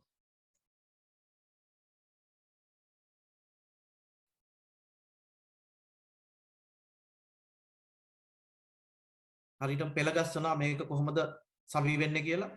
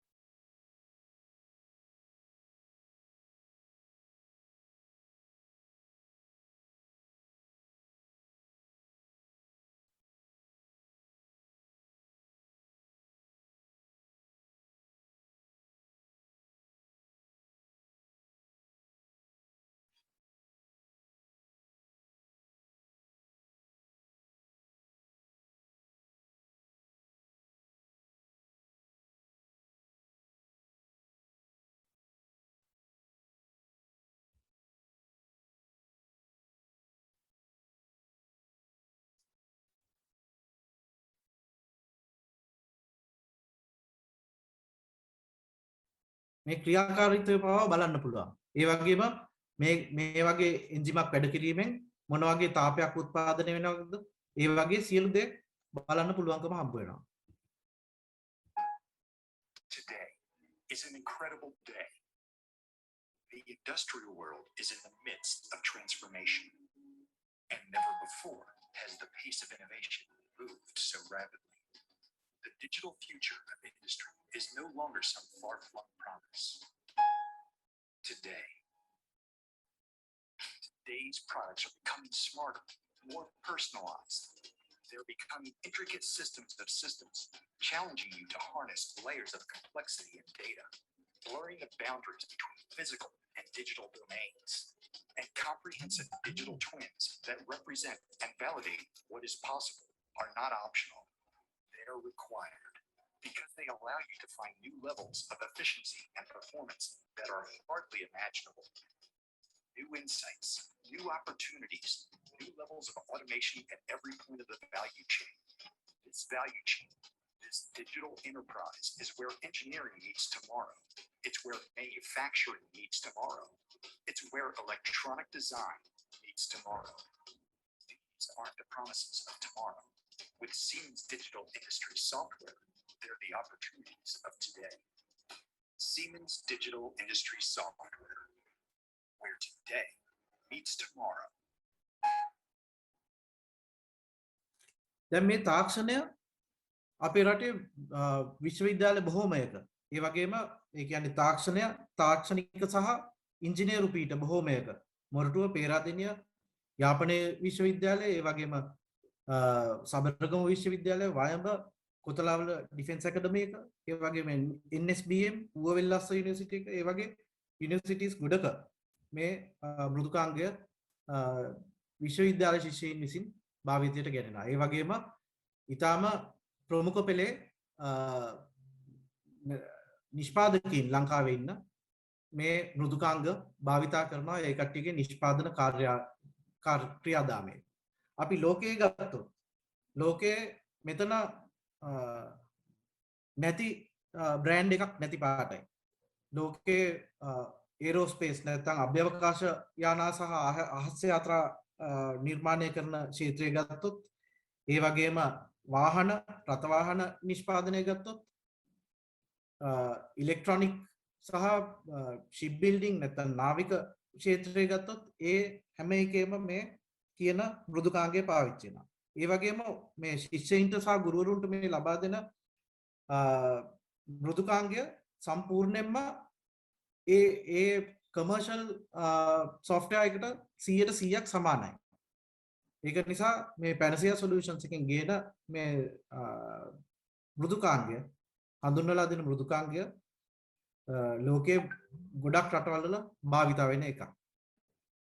ඒ වගේම අපි පැනසියා සොලියුෂන්ස් කියන ආයතනය අපි ලෝකයේ තියෙන විශිෂ්ටතම තාක්ෂණයන් ලංකාවේ වෙළඳපොළට සහ ලංකාවේ විශ්වවිද්‍යාලවලට සහ ලංකාවේ නිෂ්පාදකයින්ට අපි හඳුන්වලා දෙනවා. එතකොට ඒ අයට පුළුවන් ඒ අයගේ නිෂ්පාදන කරන්න ලෝකයේ පිළිගත් ප්‍රමිතීන් වලට අනුකූලව. නැත්නම් අපිට අපනයනය කරද්දී ලෝකයේ පිළිගත් තත්ත්වයන්ට අනුකූල නොවන විදිහට අපි මොකක් හරි හැදුවොත් අපිට ඒ මුළු කරන වේලාවනාස්ති කිරීම සහ ඒ වෙනුවෙන් සම්පත් යොදවන එක අපරාධයක් වෙනවා. අපි ඒකින්ද අපේ අන්තිම ඉලක්කය ලංකාවට ඩොලර් ගෙනීම. ඒකට ගේන්න නම් අපි ලෝකයේ අනිත් රටවල් වල කරන නිෂ්පාදන එක උරෙනුර ගැටෙන විදිහට සංවිධානාත්මකව අපි මේකට පිවිසිය යුතුයි. ඒකට මේ තත්ත්වයන් පිළිගත් තත්ත්වයන්ට අනුකූලව නිෂ්පාදනයන් කිරීම අත්‍යවශ්‍යයි. ඒකට තමයි අපි මේක පොඩි කාලේ ඉඳලම පුරුදු කරන්නේ. එතකොට මේ තියෙන යාපනයේ විශ්වවිද්‍යාලයේ තාක්ෂණ පීඨයේ ශිෂ්‍යයින් ටික ඒ අය මේ solid edge තාක්ෂණය යොදාගෙන නිර්මාණය කරා ෆෝමියුලා රේසින් කාර් එකක්. ඒක ඉතාම හොඳින් වැඩ කරනවා. මේහි නිරූපණයක් තියෙන්නේ. ඒ වගේම KEWR කියන්නේ ලංකාවේ එකම කිව්වොත් නිවැරදි එකම රථ වාහන නිෂ්පාදනය OEM original equipment manufacturer කෙනෙක් කියලා ගත්තොත් එහෙම එකම ආයතනය කියලා ගත්තොත් නිවැරදි. ඒ ආයතනයේත් පාවිච්චි කරන්නේ මේ කියන මෘදුකාංග. මේ තියෙන්නේ අලුතෙන් නිර්මාණය වෙන ඒ අයගේ මෝටර් සයිකල් එකක්. මේ මෝටර් සයිකල් එක අපනයන වෙළඳපොළ සහ ලංකාවේ ආනයන ආදේශකයක් විදිහට අපිට පාවිච්චි කරන්න පුළුවන් දෙයක්. ඒ වගේම නවනිපැයුමක් කියන එක දැන් හැමෝම ගොඩක් වෙලාවට ඔළුවට දාගන්නේ බොහොම සංකීර්ණ දෙයක් විදිහට. සමහර වෙලාවට අර මහාචාර්යතුමා කිව්වා වගේ පේපර් ක්ලිප් එකක් කියන එකත් සමහර වෙලාවට හොඳ නවනිපැයුමක් වෙන්න පුළුවන්. ඒ වගේම මේ මෝටර් බයික් එකකට තියෙන කොම්පොනන්ට් එකක් සමහර වෙලාවට හැන්ඩල් එකක් මෝටර් බයික් එකේ අලුත් විදිහේ හැන්ඩල් එකක් නිර්මාණය කරන්න පුළුවන්. ඒ වගේ එකකට හොඳ වෙළඳපොළක් ලංකාවේ තියෙන්නත් පුළුවන් ආනයන ආදේශකයක් විදිහට අපනයන කරනවා නම් ඉන්දියාව වගේ රටකට අපනයනය කරොත් ලොකු ප්‍රමාණයක් අපිට අපනයනය කරන්න පුළුවන්. ඒ විදිහට අපි පොඩි වියදමක් දාලා පොඩි කොටසක් අපිට හදන එකත් සමහර වෙලාවට නවනිපැයුමක් වෙන්න පුළුවන්. ඒ විදිහටයි අපි හිතන්න ඕනේ. දැන් අපි ලංකාවේ ගත්තොත් එහෙම මෝටර් සයිකල් වලට අමතර කොටස් නැහැ. හොයාගන්න අමාරුයි. එතකොට අපි අමතර කොටසක් අපි නිර්මාණය කරගත්තොත් අපිට පුළුවන් ඒකට අවශ්‍ය විදිහට වෙළඳපොළක් සකසා ගන්න අපිට මුදල් උපයන්න පුළුවන්. එතකොට මුදල් ඉපයුවොත් තමයි අපිට ඊළඟ නිෂ්පාදනය කරන්න තරම් වත්කමක් අපිට තියෙන්නේ. අපිට විකුණ ගන්න බැරි දෙයක් හැදුවොත් අපිට එපා වෙලා අපි දමල ගහලා නිකන් ඉන්න එක. අපි තරඟාවලියක් තිබ්බා ගිය අවුරුද්දේ අන්තිම කාලෙත් මේ අවුරුද්දේ මුල තමයි ඒකේ අවසාන තරඟය තිබ්බේ. ඒ කියන්නේ 2021 ජනවාරි පෙබරවාරි කාලේ. ඒ කාලේ තිබ්බ මේ තරඟය තමයි CADEX 2021 කියන එක. ඒ තරඟාවලිය තිබ්බේ විශ්වවිද්‍යාල ශිෂ්‍යයින් සහ ටෙක්නිකල් කොලෙජස් නැත්නම් කර්මාන්ත කාර්මික විද්‍යාල ඉලක්ක කරගෙන තමයි මේ තරඟාවලිය තිබ්බේ. එතකොට මේ තමයි ඒ ශිෂ්‍ය ශිෂ්‍යාවන් කරපු නිර්මාණ. එයින් සමහරක් 400 ගාණක් ළමයි ඒකට සහභාගී වුණා. ඒ අවුරුදු 19ත් 28ත් අතර වගේ වයස් කාණ්ඩයක ළමයි තමයි ඒකට සහභාගී වුණේ. එතකොට අපිට හිතන්න බැරි විදිහේ නිර්මාණ බොහොම ලස්සන සහ බොහොම මේ අන්තර්ජාතික වෙළඳපොළකට දාලා මුදල් උපයන්න පුළුවන් ප්‍රමාණයේ නිර්මාණ තිබ්බා. මේ ඔක්කොම නිර්මාණ මේ මෘදුකාංගය හරහා තමයි කරලා තියෙන්නේ. මේක තමයි ජයග්‍රාහී නිර්මාණය වුණේ. තරඟාවලියේ කොටස් කීපයක් තියෙනවා. තරඟයේ වට තුනක් තියෙනවා. මුලින්ම අපි මේ තරඟාවලියේ මුලින්ම බලාපොරොත්තු වෙන්නේ මොකක් හරි නවනිපැයුම් අදහසක් තියෙන එක. නිකන් කඩදාසියක A4 කොලයක චිත්‍රයට නගලා අදහස යන්තම් චිත්‍රයට නගලා එවන එක තමයි මුලින්ම බලාපොරොත්තු වෙන්නේ. එතකොට ඒ ගැන උනන්දුවක් තියෙන ළමයි හඳුනා ගැනීම තමයි අපේ පළවෙනි අදියර. ඒ අවශ්‍යතාවයක් තියෙන ළමයි එකතු කරගෙන පළමු අටය අපි තියනවා මේ ඔළුවට එන අදහස හෝ වෙනත් අදහසක් කොහොමද මේ මෘදුකාංගයෙන් ප්‍රතිනිර්මාණය කරන්න මේ තිරය ඇතුලේ කම්පියුටර් තිරය ඇතුලේ කොහොමද මේක ප්‍රතිනිර්මාණය කරන්න කියන එක ගැන අපි පුහුණුවක් කරනවා. වැඩමුළු කීපයක් යොදාගෙන අපි ඒ පුහුණුව ලබා දෙනවා මේ මෘදුකාංගය පාවිච්චි කරගන්නේ කොහොමද කියන එක ගැන. දැන් එනකොටත් ඇත්තටම නවනිපැයුම්කරුවන්ගේ කොමිසමේ වෙබ්සයිට් එක හරහා වගේම එයාගේ YouTube channel එක හරහා මේ අවශ්‍ය පුහුණු වීම් වලට අවශ්‍ය දැනුම අපි ඇතුළත් කරලා තියෙනවා. ඒ වගේම එතනින් ඊට පස්සේ අපි තෝරගෙන දෙවැනි වටයේදී අපි මේ ක්ෂේත්‍රයේ ත්‍රිමාණ ඉංජිනේරු කරන කියන මේ ක්ෂේත්‍රයේ ප්‍රවීණයන් ඒ කියන්නේ විශ්වවිද්‍යාල ආචාර්යවරුන් සහ මේ කර්මාන්තකරුවන් කියන මේ දෙපිරිසම එකතු කරගෙන අපි මේ නිර්මාණකරණයන් තවත් ඉස්සරහට නිකන් තව වෘත්තීයමය මට්ටමට මේ නිර්මාණ ලබා ගැනීම කරනවා. ඊට පස්සේ අපි ජයග්‍රාහකයන් තෝරනවා. මේකේ අපි බලාපොරොත්තු වෙන්නේ ප්‍රථම ස්ථානය දිනා ගන්න පුද්ගලයාට ළමයාට අපි ලැප්ටොප් පරිගණකයක් තමයි තෑග්ගක් විදිහට දෙන්න හිතාගෙන ඉන්නේ. ඒ වගේම ඊටාම වටිනා තෑගි රාශියක් පෙළ ගස්සලා තියෙනවා. ඒ වගේම එතනින් එහාට අපි කොහොමද තව වැඩ ගොඩක් තියනවා කරන්න. මේක ජයග්‍රහණය ලැබුවා සහතිකය ගත්තා කුසලානයක් ගත්තා එතනින් ඉවරයි ගොඩක් වෙලාට අපි එහෙම කරන්නේ නැහැ අපි එතනින් ඉස්සරහට ගෙනියන්න ඕන මේ ක්‍රියාදාමයේ ඉස්සරහට ඒකින්ද අපි තරුණ නව නිපැයුම්කරුවන් සහ ව්‍යවසායකින් කියලා නව නිපැයුම්කරුවන් අපි ව්‍යවසායකින් බවට පත් කිරීම කරනවා ඒකට අපි මොකද්ද කරන්නේ මේ නිපැයුම් ඔක්කොම අපි හොඳ ආයෝජකයින් ඒ කියන්නේ මේ අදහස් අරන් හොරකම් කරගෙන පැනලා යන ආයෝජකයින් නෙවෙයි අපිත් එක්ක එකගතාවයෙන් අත්පැල් බැඳගෙන මේ රට ගොඩනගන්න ඕනයි කියලා අවබෝධයෙන් අවශ්‍යතාවයෙන් ඉන්න අයව එකතු කරගෙන තමයි මේක කරන්න බලාපොරොත්තු වෙන්නේ. ඒ වගේ ආයෝජකයින් එකතු කරගෙන අපි මේ නව නිපැයුම් ඔක්කොම අරගෙන ඒවෙන් අපිට ඉස්සරහට ගෙනියන්න පුළුවන් ඒවා හොයාගෙන ඒවට ආයෝජනය කරලා ඒවා අන්තර්ජාතික මට්ටමට සංවර්ධනය කිරීම තමයි කරන්නේ. ඒ වගේම මේ ඉන්වෙන්ටර්ස් කමිෂන් නැත්නම් නව නිපැයුම්කරුවන්ගේ කොමිසමේ තියෙනවා ඉන්කියුබේෂන් සෙන්ටර්ස් 4ක්. පස්වෙනිකුත් මම හිතනවා නිර්මාණය වෙමින් පවතිනවා කියලා. ඒ ඉන්කියුබේෂන් සෙන්ටර්ස් වල මේ කම්පියුටර් තිරයේ නිර්මාණය කරපු අත්හදා බලපු නිර්මාණය කරලා අත්හදා බලපු අදහසේ ඇත්ත ප්‍රොටෝටයිප් එකක් හදන්න පුළුවන්කම තියෙනවා.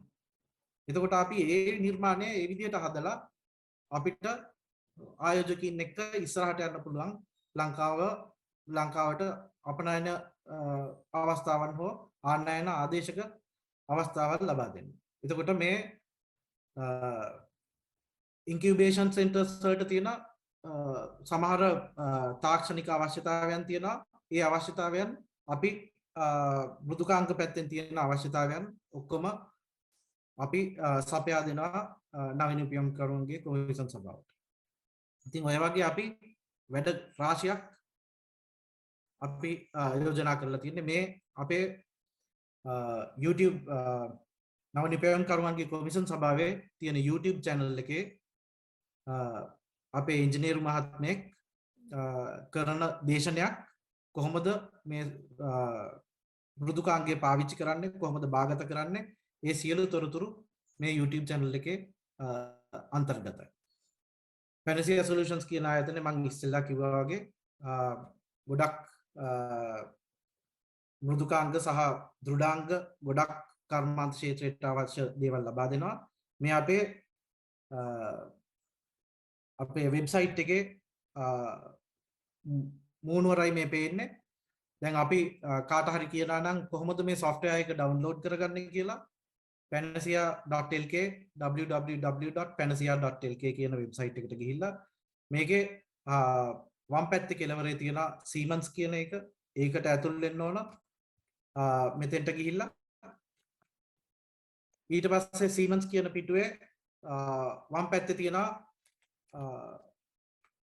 solid edge student කියන එක ඒක ක්ලික් කරාට පස්සේ පිටුවකට පිවිසෙනවා Siemens කියන සමාගමේ වෙබ්සයිට් එකට. ඒකේ තමන්ගේ රට තමන් ඉන්න ප්‍රදේශය උපන් දිනේ අධ්‍යාපන තත්ත්වය සහ පාසල මොකක්ද ඒ සියල්ල මේකට එකතු කරපුවාම මේ agree කියලා දාපුවාම මේක භාගත කරන්න පුළුවන්. මේ මෘදුකාංගය ටිකක් බරින් වැඩි මෘදුකාංගයක්. ඒක නිසා රාත්‍රී 12ත් උදේ 8ත් අතර කාලයේදී මේ මෘදුකාංගය භාගත කරගන්නවා නම් වැඩි හොඳයි. Inventors Commission එකේ YouTube channel එක මේ තියෙන්නේ. ඉතින් ඒකට ගිහිල්ලා පිවිසෙන්න පුළුවන් කොහොමද පුහුණුව ලබා ගන්න කියන එක. ඊට අමතරව අපි වෙනම පුහුණුවකුත් ලබා දෙනවා මේ මෘදුකාංගය සම්බන්ධව. වෙලා නිපුණතා සංවර්ධන වෘත්ති අධ්‍යාපන පරීක්ෂණ හා නව නිපැයුම් රාජ්‍ය අමාත්‍යාංශය යටතේ පැවැතෙන්නේ. එතකොට 1979 අංක 53 දරන නව නිපැයුම් දිරිගන්වීමේ පනතක් මගින් තමයි අපි පැවැතෙන්නේ ක්‍රියාත්මක වෙන්නේ. අප ආයතනයේ පොඩි දැක්ම ගැන කිව්වොත් නව නිපැයුම් මාවන දෙයක් යස විසිරුණු පෙරණ හෙටක් එතකොට අපගේ මෙහෙවර නවෝත්පාදන හැකියාවන් ප්‍රාර්ථනා කිරීමේ ප්‍රධාන උත්පේරක ලෙස ක්‍රියා කිරීම. එතකොට පරමාර්ථය නාට්‍යයේ නවනිපුම් කරන හැකියාවන් ප්‍රාර්ථනා කිරීම.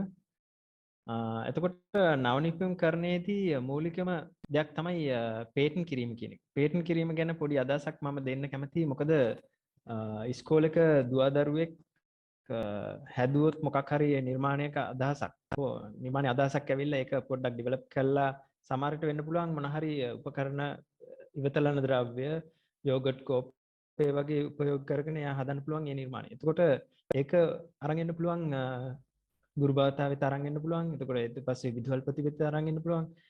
එතකොට මේ සඳහා අවශ්‍ය සහයෝගය අපි දෙන්නේ කොහොමද කියලා ගැන අදහස ගත්තොත් මුලිකවම අපි ඉස්සෙල්ලම කරන්න ඕන දේ තමයි මේ ළමයාගේ අදහස අපි පේටන්ට් කිරීමට යොමු කිරීම තමයි පළවෙනියටම කරන්න ඕන දේ. මොකද එතෙන්දී තමයි ඔහුගේ බුද්ධිමය දේපල අයිතිය කියන එක රැක ගන්න හැකියාව ලැබෙන්නේ.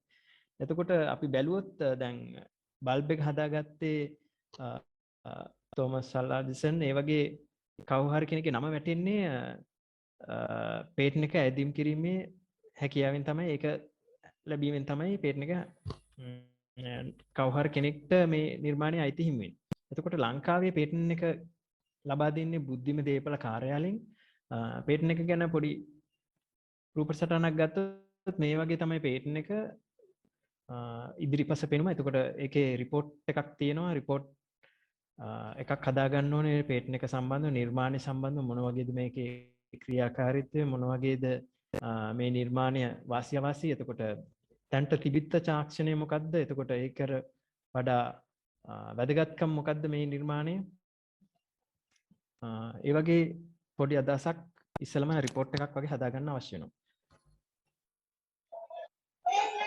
තවදුරටත් ගත්තොත් පේටන්ට් ගන්න බැරි සහ ගන්න පුළුවන් දේවල් ගැන පොඩි විස්තරයක් කිව්වොත් පේටන්ට් ගන්න බැරි අවස්ථා කීපයක් තියෙනවා. නමුත් අපිට හිතෙන්න පුළුවන් ඒවා අලුත් අදහස් කියලා. සාමාන්‍යයෙන් අලුත් ඩිසයින් එකක් හැදුවොත් කාර් එකක අලුත් ඩිසයින් එකක්. දැන් මේ වගේ ඔබට පේනවා ඇති අලුත් කාර් එකක ඩිසයින් එකක්. කතුරක අලුත් හැඩයක් හැදුවොත් ඒ වගේ අලුත් හැඩය විතරක් වෙනස් වුණොත් ඒක වැටෙන්නේ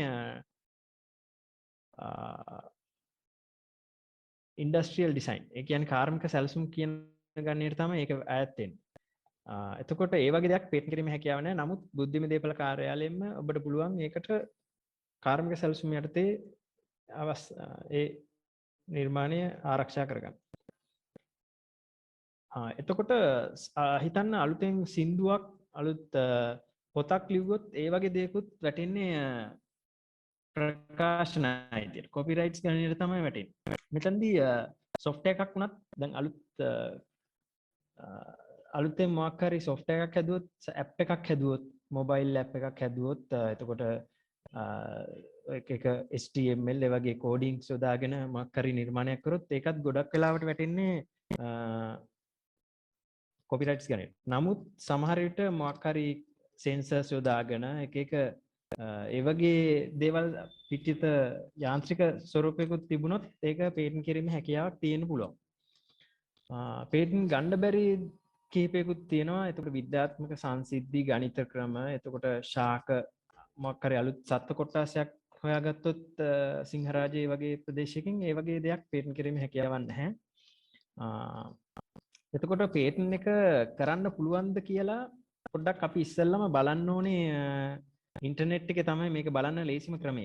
මොකද ඉන්ටර්නෙට් එකේ ගොඩක් දැන් අවස්ථාව තියෙනවා දුවදරුවන්ට සහ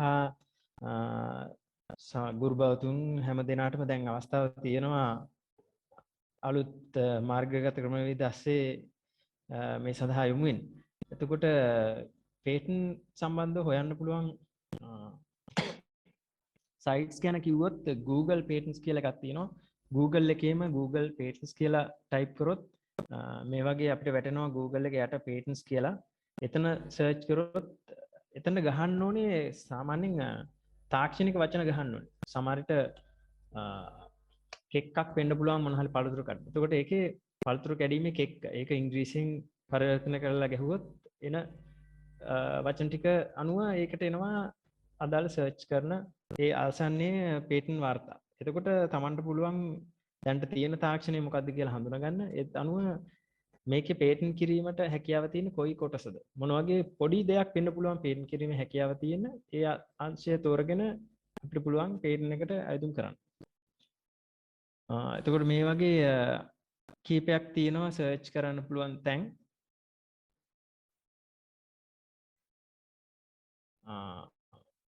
ගොඩක් වෙලාවට කොමසාරිස්තුමන් සහ කලින් අදහස් වෙච්ච විදිහට නිර්මාණයක් බොහෝ වෙලාවට බිහි වෙන්නේ මොකක් හරි ගැටලු සමග. ඒ කියන්නේ දැන් කොරෝනා වෛරසයත් සමග විවිධ ගැටලු පැන නැගලා තියෙනවානේ. අපිට හිතා ගන්න බැරි අලුත් ගැටලු. එතකොට ඒ වලට මුහුණ දෙන විදිහට අලුත් නව නිර්මාණ බිහි වීමේ හැකියාව දැන් වඩාත් ඉදිරියට ඇවිල්ලා තියෙනවා. එතකොට සමහර විට නිර්මාණකරණයේම කැමති කෙනෙක් තමන්ගේ නිර්මාණයක් හැටියට අලුත් නිර්මාණයක් බිහි වෙන්නත් පුළුවන්. එතකොට අලුත් තාක්ෂණයන් තියෙනවා. දැන් හිතන්න දැන් නැනෝ තාක්ෂණය. ඒ වගේ දෙයක් සමග අලුත් නව නිර්මාණ බිහිවීමේ හැකියාවක් තියෙනවා. එතකොට ඥාන තාක්ෂණය වෙන්න පුළුවන්. ඒ වගේ තාක්ෂණයන් දියුණු වීමත් සමගත් විවිධ ඒ තාක්ෂණයන් හොඳට ග්‍රහණය කරගෙන ඒවා ඔස්සේ ගිහිල්ලා නව නිර්මාණ කිරීමේ හැකියාවක් තියෙනවා. සුදුසුකම් ගැන ගත්තොත් පේටන්ට් එකක් ලංකාවේ ගන්න නම් අවශ්‍ය කාරණා තුනමයි තියෙන්නේ. ඒ තුන ඇවිල්ලා එකක් අලුත් දෙයක් වෙන්න ඕනේ කියන එක. ඒක කිසිම ලෝකයේ කිසිම තැනක හැදිලා තියෙන්න බෑ. එතකොට දැන් ලංකාවේ පේටන්ට් එක ඇප්ලයි කරොත් ඒක අයත් වෙන්නේ ලංකාවේ නීතියට තමයි යටත් වෙන්නේ. වෙන කෙනෙක්ට පුළුවන් හැබැයි නිෂ්පාදනය කරන්න වෙන රටක. දැන් ලංකාවේ හැදුවොත් චීනෙට පුළුවන් චීනේ කෙනෙක්ට ඒක නිෂ්පාදනය කරන්න පුළුවන්. නමුත් එයාට පේටන්ට් එක ගැනීමේ හැකියාවක් නැහැ. එතකොට අපිට පුළුවන් ගිහිල්ලා චීනෙත් පේටන්ට් එක ඇප්ලයි කරන්න. අපි මෙහෙත් ඇප්ලයි කරලා තියෙන හින්දා හැකියාවක් තිබුණත් ඒක ප්‍රායෝගිකව සාමාන්‍යයෙන් ගොඩක් වියදම් යන දෙයක්. සාමාන්‍යයෙන් වෙන රටක ඇප්ලයි කරාම ලක්ෂ කිහිපයක් යනවා, ලක්ෂ 2-3ක්. දැන් ඒ රටේ නීතියට අනුව ඒ රටේ පේටන්ට් අයදුම් කිරීමේ හැකියාව තියෙන්නේ. එතකොට ඒකේ ප්‍රදේශ කිහිපයක තමන් වෙළඳාම් කිරීමට ඒ වගේ එක්ස්පෝර්ට් කිරීමට හැකියාව තියෙන අනුව බලලා ඒ අනුව තමයි පේටන්ට් අයදුම් කරන්න අවශ්‍ය වෙන්නේ.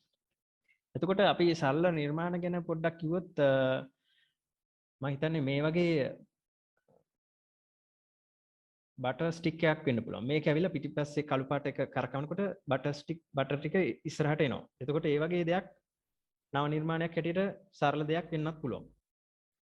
එතකොට මෙහිදී ගුරුවරුන් සහ විදුහල්පතිවරුන් හැටියට අපි පොඩ්ඩක් බලන්න ඕනේ ළමයා හිතන පරාසය සමහර විට කුඩා වෙන්නත් පුළුවන්. එතකොට අපිට වෙනවා ටිකක් මේ මොහුගේ පරාසය තවත් බලන්න.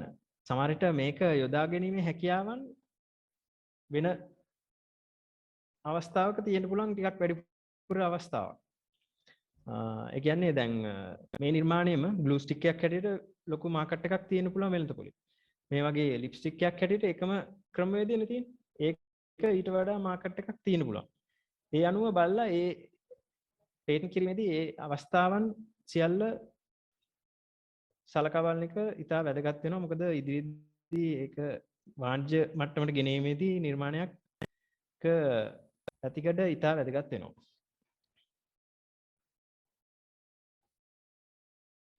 එතකොට තාක්ෂණයන් ගැන මම කලිනුත් කිව්වා. සමහර විට විවිධ තාක්ෂණයන් තියෙන පුළුවන්. නැනෝ තාක්ෂණය, රොබෝ තාක්ෂණය ඒව අනුව ගිහිල්ලා විවිධ නිර්මාණ සිදු වෙන්නත් පුළුවන්.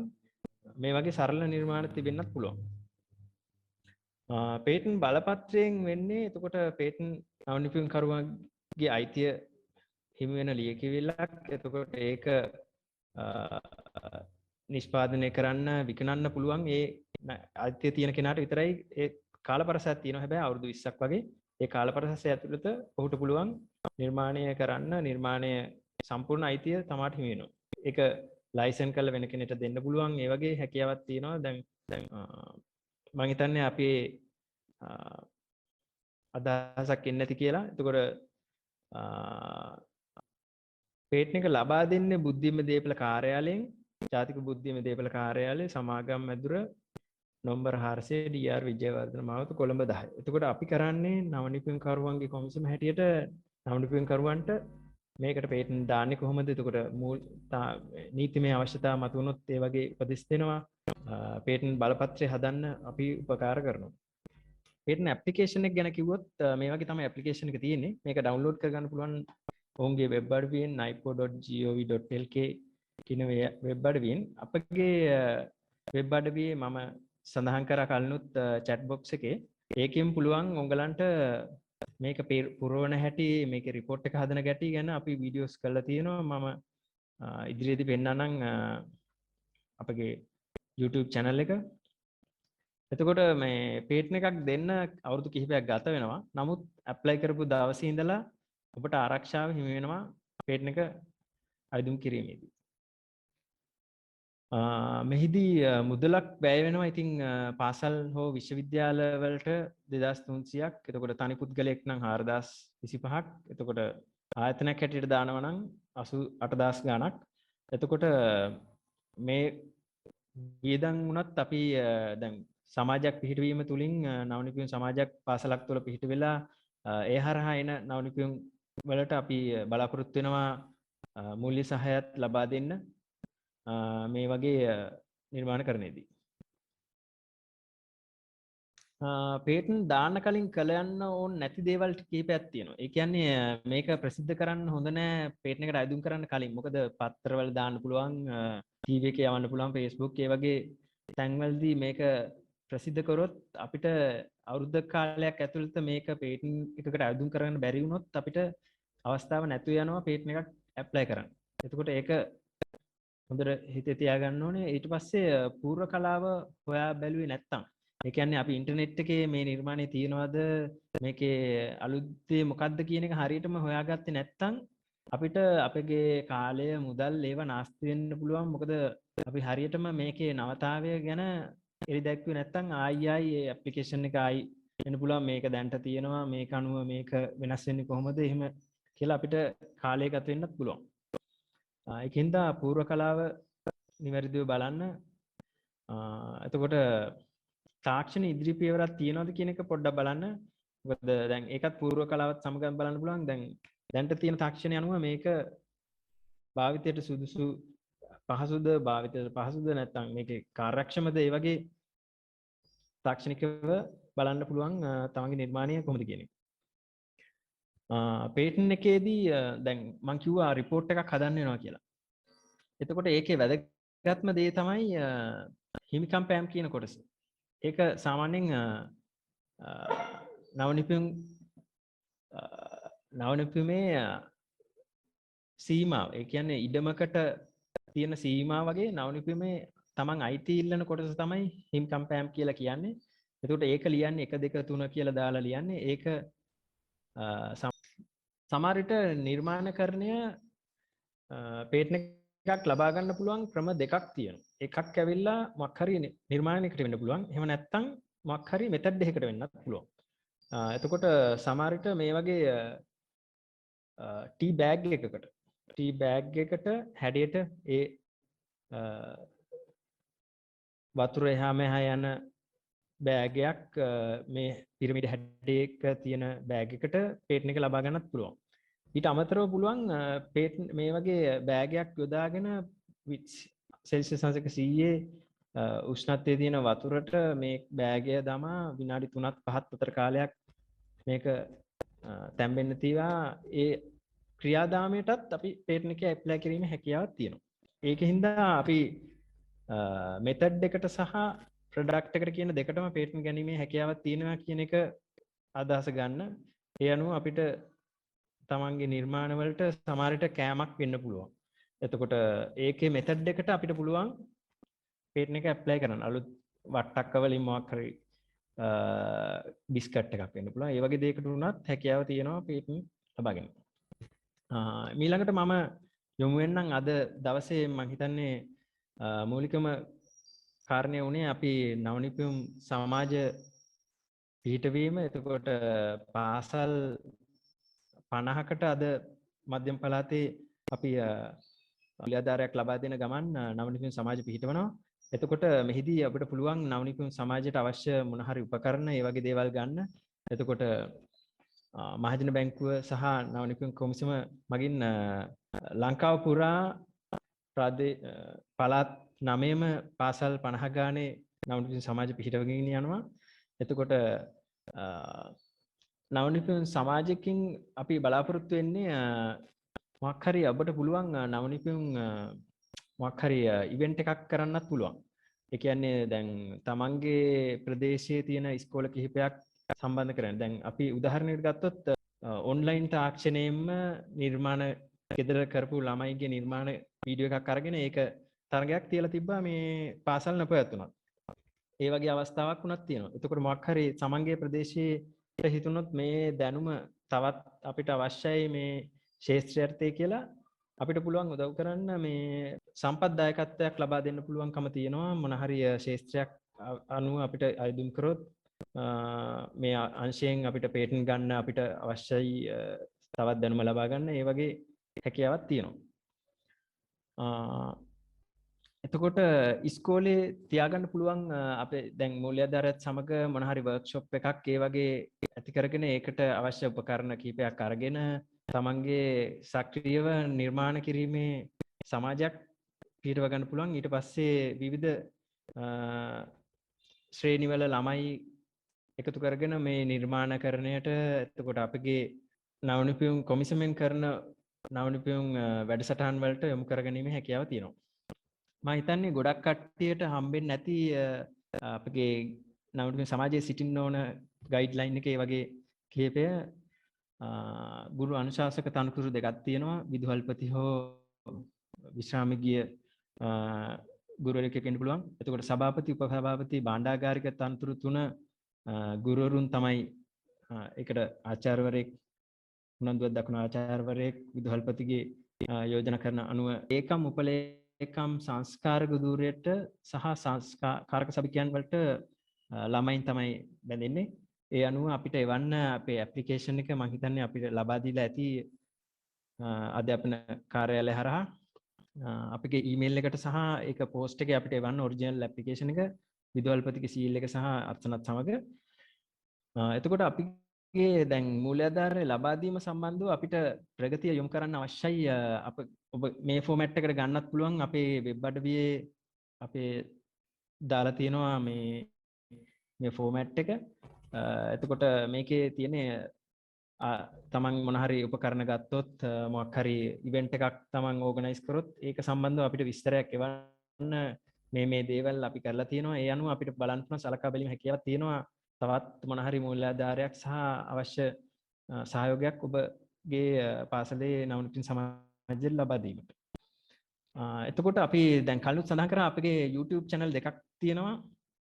එකක් ඇවිල්ලා අපි දැනුම බෙදා දෙන්න නවනිපියුම් කරුවන්ගේ විවිධ දැනුම ෂෙයා කරගන්න අපි හදපු එකක්. ඒකේ අපි අලුත් තාක්ෂණයන් එතකොට විවිධ දේවල් ගැන අපි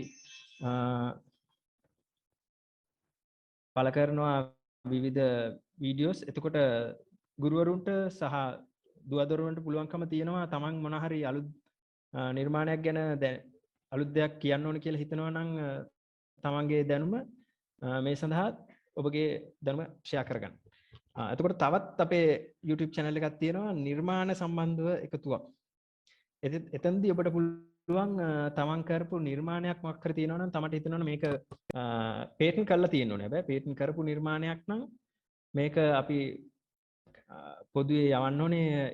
එතකොට මේක මට පබ්ලිසිටි එක අවශ්‍යයි එහෙම කියලා දැනුනොත් ඔබට පුළුවන් අපිට යොමු කරන්න. මේ අනුව වීඩියෝ එකක් අපිට කරලා අපිට පුළුවන් මේකට ආයෝජකයන් වෙන්න පුළුවන්.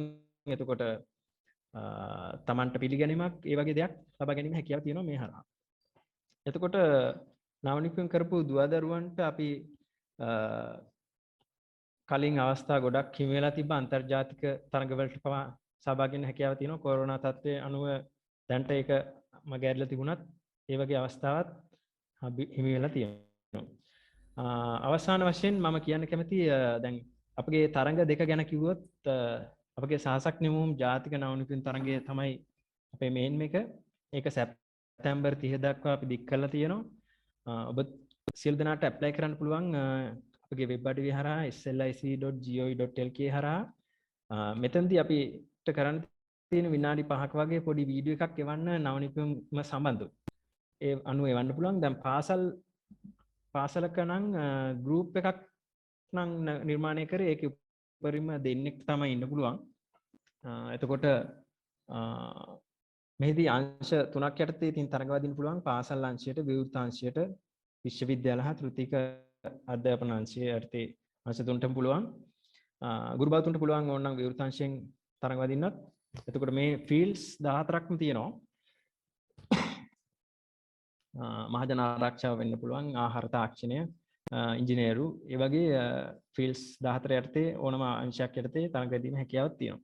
14 වෙනිදා අපි ඩෙඩ්ලයින් එක තියෙන්නේ ඊළඟ අපගේ තරඟය ඇවිල්ලා මේක ඇවිල්ලා නවනිපුම් සොෆ්ට්වෙයාර් එකක් මගින් නිර්මාණකරණය ගැන කියලා දෙන්න සහ නිර්මාණකරුවන්ගේ තරඟයක්. එතකොට ඉස්සෙල්ලා මේකේ කරන්න තියෙන්නේ තමන්ගේ ළමයින්ට තමයි සහභාගී වෙන්න පුළුවන් අවුරුදු 19ට අඩු ඕනම පාසලක ඕනම දරුවෙක්ට පුළුවන් සහභාගී වෙන්න. නිර්මාණය ඉස්සෙල්ලා කොලයක ඇඳලා අපිට සබ්මිට් කිරීම විතරයි තියෙන්නේ. ඒක සබ්මිට් කිරීමේ ලින්ක් එක මෙතන තියෙනවා slic.gov.lk/heal කියන එකෙන් සබ්මිට් කරන්න පුළුවන්. හැමෝටම කියන්න මුලින් පුළුවන් ඉක්මනට තමන්ගේ නිර්මාණය දාන්න කියලා. ඊට පස්සේ දෙවෙනි අදියරේදී පුළුවන් නිර්මාණය වැඩි දියුණු කරලා කම්පියුටරෙන් හදලා ඒ දැනුම අරගෙන අපිගේ ට්‍රේනින් එකක් තියෙනවා. ඒක සැමොන්ටම ලබා දෙනවා අපි ට්‍රේනින් එක. ඒකට සහභාගී වෙලා පුළුවන් නිර්මාණය වැඩි දියුණු කරගන්න. ඒ ටික තමයි අපිට වැඩිපුරම කියන්න තියෙන්නේ. ඊළඟට මම අවස්ථාව කරගන්න කැමති අපගේ අධ්‍යක්ෂකතුමා ශ්‍රී ලංකා නවනිපුණකරුවන්ගේ අධ්‍යක්ෂක NW දොළවත්ත මහත්මයාට නවනිපුණ කොමිසම සම්බන්ධව වැඩිදුර විස්තරයක් කිරීමට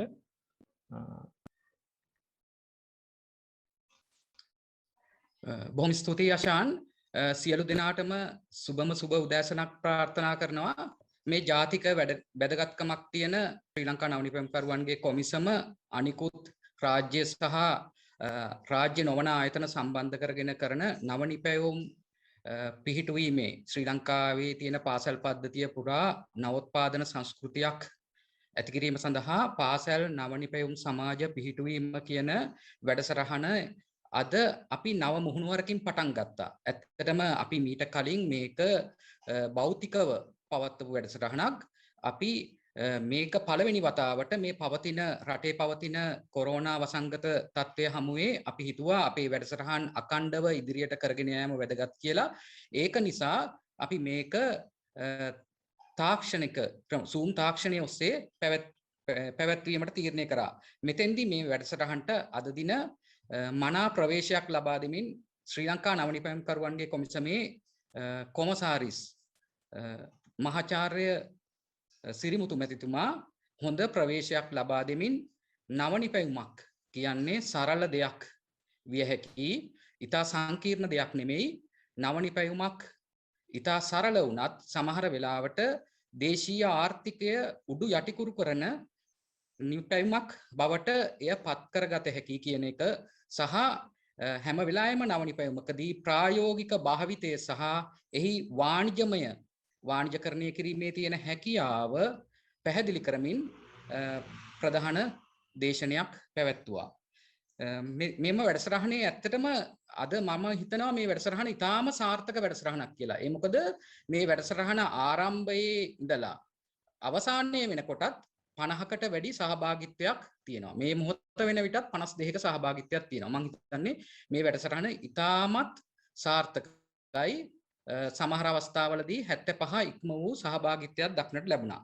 මේ වැඩසටහන සඳහා සහභාගී වෙන ප්‍රධානම පාර්ශවකරුවෙක් තමයි අධ්‍යාපන අමාත්‍යාංශය.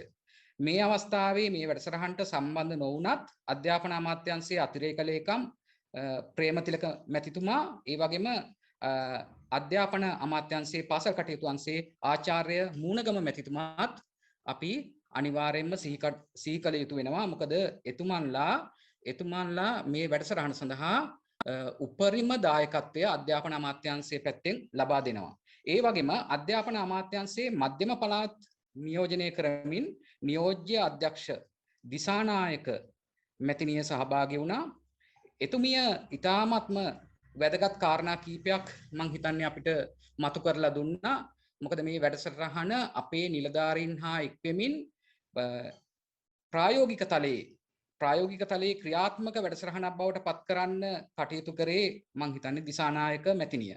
ඉතින් දිසානායක මැතිණිය ඇත්තටම ප්‍රායෝගික තලයේ නවනිපැයුම් සමාජවලට පවතින ගැටලු ඒ වගේම නවනිපැයුම් සමාජයක් බිහි කරාට මදි එම නවනිපැයුම් සමාජය මනාව සම්බන්ධීකරණය කරමින් ශ්‍රී ලංකා නවනිපැයුම්කරුවන්ගේ කොමිසමත් එක්ක දිගින් දිගටම සම්බන්ධීකරණය වෙමින් සක්‍රීයව පවත්වාගෙන යාමේ වැදගත්කමත් මං හිතන්නේ ඉතාමත් හොඳින් පැහැදිලි කරලා දුන්නා. එතෙන්දී ඇත්තටම මේ එතුමිය පැහැදිලි කරපු කාරණයක් තමයි මේ විශේෂයෙන්ම පැහැදිලි කරපු කාරණේ තමයි සමහර නවනිපැයුම් සමාජ පටන් ගන්නවා මූල්‍ය ආධාර ලබා ගන්නවා නමුත් සක්‍රීයව ක්‍රියාත්මක වෙන්නේ නැහැ කියන එක.